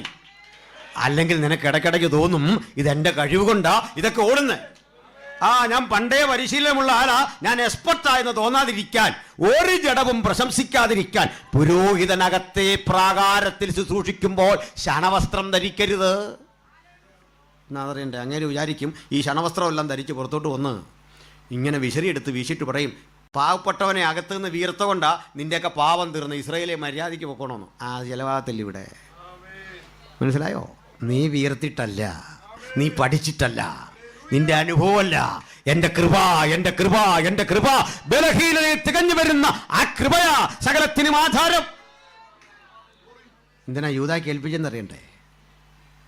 ഈ കള്ളന് തോന്നണം ആർക്കും കൊടുക്കാത്തൊരു കൃപ ദൈവം എനിക്ക് തന്നെങ്കിൽ ഇനിയെങ്കിലും ഞാൻ വിശ്വസ്തനായിരിക്കണം. മനസ്സിലായോ? ഞാനത് ചെയ്തേ. നമുക്കല്ല ഇങ്ങനെ തന്നെ, നല്ലവനും തോന്നിയല്ല തന്നെയെന്ന്. കാരുണ്യം, ദൈവത്തിൻ്റെ കൃപ. നമുക്കൊന്ന് സമ്മതിച്ചു മടങ്ങാൻ. ഞാനായിരിക്കുന്നത് നിന്റെ കൃപ, ഞാൻ ആസ്വദിച്ച് അനുഭവിച്ചതല്ല നിന്റെ കൃപ, ഞാൻ ആസ്വദിക്കാതിരിക്കുന്ന നിന്റെ കൃപ, യോഗ്യതയല്ല അവിടുത്തെ പരമമായ കൃപ. സ്തോത്രം. അപ്പോൾ ഇവിടെ ഈ 20 പട്ടണങ്ങളും കാബൂൽ ദേശ കർത്താവ് ഇവിടെ തിരഞ്ഞെടുക്കുന്ന കണ്ട് മത്തായി പറയാ, ഇരുളിലിരുന്ന ജനം വലിയൊരു വെളിച്ചം കണ്ടു. ഏതിരുളിലാ? 1000 ആണ്ടുകളായി ശലോമോന്റെ ജ്ഞാനവൈഭവം കൊണ്ട് മാറ്റാൻ കഴിയാത്തത്, ഹീരാമന്റെ സമ്പത്ത് കൊണ്ട് മാറ്റാൻ കഴിയാത്തത്, ഇവിടെ ഇതാ ശലോമോനിലും വലിയവൻ ഇതുവഴി തലങ്ങും വിലങ്ങും ഒരാവർത്തി നടക്കുമ്പോൾ ലോകത്തിന്റെ പ്രമാണിമാർക്ക് മനസ്സിലായില്ലെങ്കിലും ആ മണ്ഡലികളിൽ ആ പാദമൂന്നിയപ്പോൾ ഇരുട്ടിന്റെ ശക്തികൾക്ക് ബോധ്യപ്പെട്ടു, ഇനി ഞങ്ങൾക്ക് നിന്നുകൂടാ. കാരണം അവൻ ഇതുവഴി പ്രവചനത്തിന്റെ നിവൃത്തി പോലെ ഇതുവഴി തലങ്ങും വിലങ്ങും നടക്കുന്നു. ആ ദൈവത്തിന്റെ പുത്രൻ ഇന്ന് നമ്മുടെ കൂടെ വന്നിട്ടുണ്ട്. അവിടുന്ന് നമ്മുടെ മധ്യ ഉലാത്തുന്നുണ്ട്. ആ ശബ്ദത്തിൽ തകരാത്ത കോട്ടകളില്ല, പിന്തിരിയാത്ത ഇരുട്ടുകളില്ല. ആ പിന്തിരിയാത്ത ഇരുട്ടുകളെ നോക്കി ഭക്തൻ ജയവേരി മുഴക്കിക്കൊണ്ട് പറയണം, നമ്മുടെ കർത്താവായ യേശു ക്രിസ്തു മുഖാന്തിരം നമുക്ക് ജയം നൽകുന്ന ദൈവത്തിന് സ്തോത്രം. ഇവിടെയാ യേശുവിൻ്റെ പ്രസംഗവും യോഗവും കമ്മിറ്റി മീറ്റിങ്ങും എല്ലാം നടന്ന്. ഇവിടുന്ന് ഒരു ദിവസം യേശു ഗലീലിയ കടലിൻ്റെ അക്കരയ്ക്ക് പോയി. യോഗം കഴിഞ്ഞപ്പോൾ അവർക്ക് വിശന്നു എന്ന് യേശു അറിഞ്ഞു.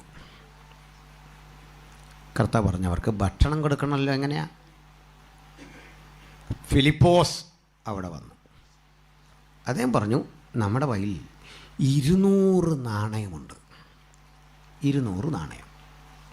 ഗ്രീക്കിൽ കിടക്കുന്നു 200 ദിനാറിയോസ്. ഈ ദിനാറും ദ്രമ്മയൊക്കെ നമ്മൾ കൊടുത്ത പൈസ കേട്ടോ, ബൈബിളിൽ നിന്ന് പോയതാ. ദറംസില്ലേ, അത് തന്നെ ദ്രമ്മ, ചതുർദ്രമ്മപ്പണം. യുഎയിലൊക്കെ നാണയമേ ഇതിൽ നിന്ന് പോയാണ് ദ്രമ്മ. ദറംസ്.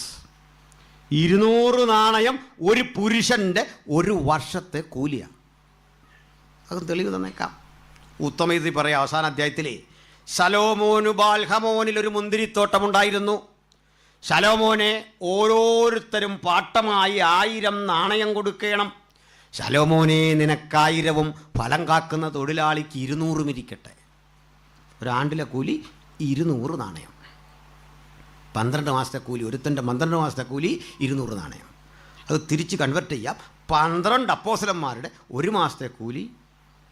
ശരിയല്ലേ? അതാണ് 200 നാണയം ഉണ്ടെന്ന് ഫിലിപ്പോസ് പറയാം. ഇത്ര ഉണ്ട് ഇവിടെ. കർത്താവ് എന്താ പറഞ്ഞു? ബാക്കി നമുക്ക് കണ്ടെത്താം. നമുക്ക് പാട്ട് പാടി സ്വോത്രകാഴ്ച എടുക്കാം. കിളിങ്ങാത്ത സ്വോത്രകാഴ്ച വരണം. ഇപ്പോഴത്തൊരു പ്രയോഗം. അതുവരെ വിശ്വാസം എന്ന് പറഞ്ഞിട്ട് അവിടെ വരുമ്പോൾ പറയും, ഇവിടെ കീബോർഡുണ്ട്, ഇവിടെ ചെലവുണ്ട്, കിളിങ്ങാത്ത പോരാ. ക്ഷമിക്കണം, ഞാനൊരു കാര്യം പറയട്ടെ. പാടുന്നവരോടും പ്രസംഗിക്കുന്നവരോടും ഒക്കെ പാസ്റ്റർമാരൊക്കെ ഒത്തിരി ഉണ്ടല്ലോ. ഒരു പാട്ടുകാരൻ, ഒരു കീബോർഡിസ്റ്റ്, ഒരു പ്രസംഗകൻ ദൂരെ നിന്നൊക്കെ ബുദ്ധിമുട്ടി വരണം, വണ്ടി ഓടിക്കണം, ചിലപ്പോൾ ഡ്രൈവർ ഉണ്ടാവും. ഇങ്ങനെ വരുന്നൊരു പ്രസംഗകനോ ഒരു പാട്ടുകാരനോ അയാൾ ചെയ്യുന്ന ആ പ്രവൃത്തിക്ക് ഒരു കോൾ ഷീറ്റ് പറയുന്നതിൽ തെറ്റുണ്ടോ? എനിക്ക് ഇത്ര രൂപ കിട്ടിയാൽ ഞാനത് അന്തസ്സായിട്ട് ചെയ്യാം. ഞാൻ പറയും, ഒരു തെറ്റുമില്ല. അത് പറഞ്ഞോണം, എന്നാ വേണമെന്ന് പറഞ്ഞോണം. അല്ലെ പിന്നെ അവിടെ കിടന്ന് വഴക്കുണ്ടാക്കുന്നില്ലെന്നല്ലേ. ഞാൻ ആ പറയുന്നവർക്കൊപ്പം പക്ഷേ ഒരു കുഴപ്പം, പിന്നെ അത് ശുശ്രൂഷയാണെന്നൊന്നും പറയില്ല. കരഞ്ഞുകൊണ്ടൊരു പാട്ടുമൊക്കെ പാട്ടിട്ട് ഞാൻ അങ്ങോട്ട് പോയപ്പോൾ ദൈവം തന്നാന്നും പറയില്ല. നിൻ്റെ ജോലി, അയാളുടെ ജോലിക്ക് എന്ത്, അയാൾ കൂലി പറയട്ടെന്ന്. ഞാൻ പണ്ട് ഈ ചുവരെഴുതുന്ന ജോലി ചെയ്യായിരുന്നു പഠിക്കുന്ന കാലത്തൊക്കെ. നമ്മളെ തിരക്കി താമര വരയ്ക്കാനും അരിവാൾ വരയ്ക്കാനും കൈപ്പത്തി വരയ്ക്കാനും ഒക്കെ വരുന്നൊരു സമയം ഉണ്ടായിരുന്നു. ഞാൻ വരച്ചതിൻ്റെ പണ്ടേ പിന്നെ ആളുകളിങ്ങനെ തെളിച്ചു പോയിട്ടേ ഉള്ളൂ. ഞാൻ പഠിച്ച ഹൈസ്കൂളിൻ്റെ ഒക്കെ ബോർഡ് കഴിഞ്ഞിടയ്ക്ക് കണ്ടു. ആ സാധനമൊക്കെ അവർ പിന്നെയും ഒന്ന് റെഡിയാക്കി എടുത്തിട്ടേ ഉള്ളൂ. അപ്പോൾ ഞാനെന്ന് പറയും, ഞാൻ വരച്ചാൽ എനിക്ക് ഇത്ര ഉറുപ്പിക വേണം. ഇത് മനസ്സുണ്ടേ മതി. അങ്ങനായിരുന്നു. പിന്നെ ഇപ്പം ആ പണിക്കൊന്നും പോകുന്നില്ല. കൈ ഒന്ന് ഉദ്ദേശിക്കുന്നിടത്ത് ചെല്ലിയല്ല. അതിൻ്റെ ആവശ്യമില്ല, ഫ്ലക്സൊക്കെ പെട്ടെന്ന് ചെയ്യും. ഞാൻ കല്യാണമൊക്കെ കഴിച്ചിടയ്ക്ക് എൻ്റെ വൈഫ് വന്ന് വീട് മുറ്റം നോക്കിയിട്ട് അമ്പരന്നോ ഇതെല്ലാം കണ്ട് വരെയും പരിപാടിയൊക്കെ കണ്ട്, ചുവരെഴുത്തും പരിപാടിയൊക്കെ.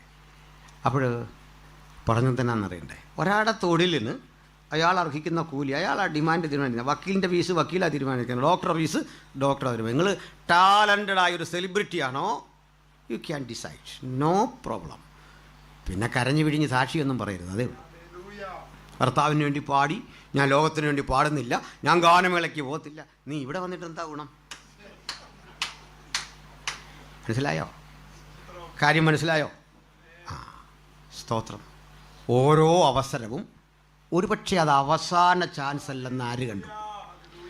ഓരോ പരസ്യവും അവസാനത്തെ പ്രസംഗമല്ലെന്ന് ആര് കണ്ടു? യേശുവിനെ ഉയർത്താൻ കിട്ടിയ അവസാന ചാൻസ്. അട്ടെ, പാടി പാടി യേശുവിന് വേണ്ടി പാടി മരിക്കാൻ എത്ര പേർക്ക് മനസ്സുണ്ട്? യേശുവിനെ പ്രസംഗിച്ചു മരിക്കാൻ എത്ര പേർക്ക് മനസ്സുണ്ട്? യേശുവിനെ സാക്ഷിച്ച് എനിക്ക് മരിക്കണം. പിന്നെ ആ കൂടെ ഉള്ളൊക്കെ നമുക്ക് കിട്ടുന്നൊക്കെ കിട്ടിക്കോട്ടെന്നേ, സ്വമേധയാ ലഭിക്കുന്നൊക്കെ ലഭിക്കട്ടെ. സന്തോഷമുണ്ടോ? ആ, ഞാൻ പറഞ്ഞെന്നുള്ളൂ. അപ്പോൾ എന്തിനാ പറഞ്ഞേ? ഇതൊക്കെ ഈ തലമുറ മനസ്സിലാക്കിയിരിക്കണം കാര്യങ്ങളല്ലേ? സ്തോത്രം. അപ്പോൾ യേശു പറഞ്ഞു ഇവർക്ക് ഭക്ഷണം കൊടുക്കണം. 200 അല്പം സാമ്പത്തിക ശേഷിയുള്ള ഒരച്ചാനുണ്ടെങ്കിൽ എണ്ണീപ്പിച്ചെടുത്ത് പറയാം, ഏക്കപ്പച്ചാൻ പറഞ്ഞേ ബാക്കിയൊക്കെ എങ്ങനെയാ? ആ പുള്ളി ഇങ്ങനെ കൊടുത്ത് എല്ലാത്തിനും കൊടുത്തിരിക്കുക. അയാളെ തന്നെ ലക്ഷ്യമിട്ട് വീണ്ടും പറയുക, ചുമ്മാ ഈ നനേന്ദ്രൻ തന്നെ കുഴിക്കാമെന്നാണ്. അന്നും ആത്മീയമല്ല. സന്തോഷമില്ലല്ലേ? ആ, ചിലരെ എയിം ചെയ്ത് ഗൾഫിൽ നിന്ന് വന്ന് ഒരുത്തനെ എഴുന്നേപ്പിച്ച് നിർത്തി അവനെങ്ങനെ ആ മണൽ കാറ്റി കിടന്ന് കഷ്ടപ്പെടുന്നതെന്ന് ചെന്ന് കണ്ടവനറിയാം. മനസ്സിലായോ? വാട കൊടുക്കാൻ ബുദ്ധിമുട്ടുന്നവൻ UK യിലുണ്ടെന്നോ, അവനെ ആഴ്ചയിൽ അങ്ങോട്ട് എഴുന്നേപ്പിച്ച് നിർത്തി അഭിനന്ദിച്ച് സന്തോഷിപ്പിച്ച് ഈ തുഞ്ചത്ത് കെട്ടിയിരുത്തി പോക്കറ്റിൽ നിന്ന് പണം വീഴിക്കുന്ന വിദ്യ അല്ല ആത്മീയത. മുകളിൽ നിന്ന് കിട്ടുമെന്ന് ഉറപ്പുള്ളവനെ ഈ പണിക്ക് ഇറങ്ങാവുള്ളെന്ന്. ആ ഉറപ്പുള്ള ദൈവമക്കളെ ഓർത്ത് ഞാൻ ദൈവത്തെ സ്തുതിക്കുന്നു. ഭക്തൻ്റെ ശക്തി മാസവരുമാനത്തിലല്ല, ബാങ്ക് ബാലൻസിലല്ല, കൃഷിയിടങ്ങളിൽ നിന്നല്ല. ആ ഭക്തന്റെ ശക്തി കഴിച്ച ഭക്ഷണത്തിന്റെ ബലമല്ല, ലഭിച്ച സമ്പത്തിന്റെ ബലമല്ല, സൈന്യത്താലല്ല, ശക്തിയാലല്ല, എൻ്റെ ആത്മാവിനാൽ. ഹല്ലേലൂയ. അങ്ങനെ സംസാരിച്ചുകൊണ്ടിരിക്കുക അവിടേക്ക് നമ്മുടെ ഒരു സഹോദരൻ വന്നു. പേര് അത്ര ഫേമസ് അല്ല, അന്ത്രയോസ്. അന്ത്രയോസ് പ്രസിദ്ധനൊന്നും അല്ലല്ലേ? അന്ത്രയോസ് എഴുതിയ സുവിശേഷം ആരും കണ്ടിട്ടുണ്ടോ? ഇല്ല. അന്ത്രയോസ് ഒരു ലേഖനം എഴുതിയിട്ടില്ല, സുവിശേഷം എഴുതിയിട്ടില്ല, പ്രസംഗിച്ച് നമ്മൾ കേട്ടിട്ടില്ല, അങ്ങനെ രേഖയൊന്നുമില്ല. പക്ഷെ ഒരു കാര്യം, അന്ത്രയോസ് അത്ര മോശമാളല്ല. ലോകത്തിലെ ഏറ്റവും വലിയ സമൂഹം ക്രിസ്ത്യാനിറ്റിയാണ്, നമ്മൾ തന്നെയാണ്. പല പേരിലുമൊക്കെ ഉണ്ടെന്നേ. ആ ക്രിസ്ത്യാനിറ്റിയിൽ ആദ്യം യേശുവിനെ സ്വീകരിച്ച് ചുവടുവെച്ച മനുഷ്യൻ്റെ പേരാ അന്ത്രയോസ്, the first disciple of Christ. പിന്നെ ഉണ്ട്, ഞാൻ ബാക്കി പിന്നെ പറയാം. അപ്പോഴേ ഈ അന്ത്രയോസ് എന്നിട്ട് കർത്താവിനോട് പറയുക, ഇവിടെ ഒരു ബാലനുണ്ട്. നമ്മുടെ മലയാളം പോലെ കിടക്കുന്ന ബാലകൻ, ആ കാ വേണ്ട, ബാലൻ മതി. ഇവിടെ ഒരു കുട്ടിയുണ്ട്, അവൻ്റെ പക്കൽ 5 യവത്തപ്പവും 2 മീനും. നമ്മളാണ് ഈ അച്ചാനെ കമ്മിറ്റിയിലെടുക്കുമോ? അച്ചാൻ്റെ അമ്മാവ എവിടെ ഉണ്ട്, അവിടെ ഇരുന്ന് ഇങ്ങനെ കണ്ണുരുട്ടി കാണിക്കും, മിണ്ടരുതെന്ന് പറഞ്ഞു. പിള്ളേർ കാര്യം പറയും, പപ്പ കാരണമാണ് ഞങ്ങൾ ഈ പള്ളിയിലൊന്നും വരാത്തത്. അത്രയും ആളിരിക്കുമ്പോൾ പറയുക, 200 നാണയം കൊണ്ട് നടക്കാത്ത കാര്യം സംസാരിക്കും, പറയാം ഞങ്ങളെല്ലാവരും 5 അപ്പവും 2 മീനും ഉണ്ടെന്ന്. നമ്മൾ ഈ മനുഷ്യനെ കമ്മിറ്റിയിലെടുക്കുമെന്ന്. അഥവാ എടുത്താൽ തന്നെ ഒരു ചുമതല കൊടുക്കും, പ്രയറിൻ്റെ കൺവീനർ. ചാനെ ഒതുക്കി അവിടെ ഇട്ടേക്കുക. അവിടെ ഒരു കൂടാരം എഴുതി വെച്ചിട്ടുണ്ട്, പ്രാർത്ഥന. ആ വഴിക്ക് പുള്ളി പോകുന്ന പോലും ഇല്ല, ആരും പോകത്തില്ല. പക്ഷേ അന്ത്രയോസ് ഇത് പറഞ്ഞപ്പോൾ കർത്താവ് ചൂടായോ? അബദ്ധം പറയുമെന്ന് പറഞ്ഞോ? ഞാൻ 200 കൊണ്ട് സാധിക്കാത്ത കാര്യം 5 അപ്പം നീ മിണ്ടാതിരിക്കാൻ പറഞ്ഞോ? ഇല്ലെന്ന്. അപ്പം ജ്ഞാനിയുടെ ബുദ്ധിവൈഭവം കൊണ്ടല്ല, നിഷ്കളങ്കൻ്റെ പ്രാർത്ഥനയാണ് തമ്പുരാൻ്റെ പ്രവൃത്തിക്ക് ആധാരം. പ്രാർത്ഥനയിൽ ഉപയോഗിച്ച സാഹിത്യത്തിൻ്റെ ആഴമല്ല, അവിടെ കാട്ടിയ പ്രകടനപരതയല്ല. ഒരു നിഷ്കളങ്കൻ പറയാ 5 യവത്തപ്പവും 2 മീനും. ഇത് കുഴപ്പമുണ്ടെന്നറിയണ്ടേ? ഒന്ന്, യവം സാധാരണഗതിയിൽ മനുഷ്യൻ കഴിക്കുന്ന ഭക്ഷണമല്ല. അത് മൃഗത്തിന് കൊടുക്കുന്ന, കുതിരയ്ക്ക്. മനുഷ്യൻ കഴിക്കുമോ? കഴിക്കും. എപ്പോഴെന്നാൽ കനത്ത പട്ടിണി വരുമ്പോൾ യവത്തപ്പവും കഴിക്കും. കാരണം ഇതിൻ്റെ പ്രിപ്പറേഷൻ കട്ടിയാണ്. ഇടിച്ച് ധാന്യമാക്കി മാറ്റി കുറുക്കി 7 ആവർത്തി തെളിനീരുറ്റി കളയണം. അമ്മ മുഴുവൻ കഷ്ടപ്പെട്ടെങ്കിലേ രാവിലെ ഒരു അപ്പം ഉണ്ടാക്കാൻ പറ്റും. എങ്ങനെയൊക്കെ ചെയ്താലും ഒരു കയ്പ് അതിനുണ്ടാവും. ഇതൊരു പ്രശ്നം. അതിഥിക്ക് ഇത് വിളമ്പാൻ പാടില്ല. വീട്ടുകാരിത് ഭക്ഷിച്ചിട്ട് അതിഥിക്ക് ഗോതമ്പ് അങ്ങനെയുള്ള എന്തെങ്കിലും കൂടിയ ധാന്യം അവർ സൂക്ഷിച്ചു വെച്ചിട്ടുണ്ടാവും. ഇതാ ജൂതൻ്റെ ഒരു സംസ്കാരം. അതുകൊണ്ട് ഒരു അതിഥി വീട്ടിലുണ്ടെങ്കിൽ യവത്തപ്പം കൊടുക്കാൻ പാടില്ല, പബ്ലിക്കിൽ വിളമ്പാൻ പാടില്ലാത്ത ഭക്ഷണം തന്നെയല്ല. ഇത് വിശപ്പകറ്റുന്ന ഭക്ഷണമാണ്, ടേസ്റ്റിനുള്ളതല്ല, രുചിക്കുള്ളതല്ല. മനസ്സിലായോ? രുചിക്കുള്ളതും വിശപ്പകറ്റുന്നതും രണ്ടാ കാര്യം. അങ്ങനെയല്ലേ? ഞാൻ എൻ്റെ തെളിവ് പറയാം. നമ്മൾ വീട്ടിലൊരു കല്യാണം നടത്തി, നാട്ടുകാരെല്ലാം വിളിച്ചു.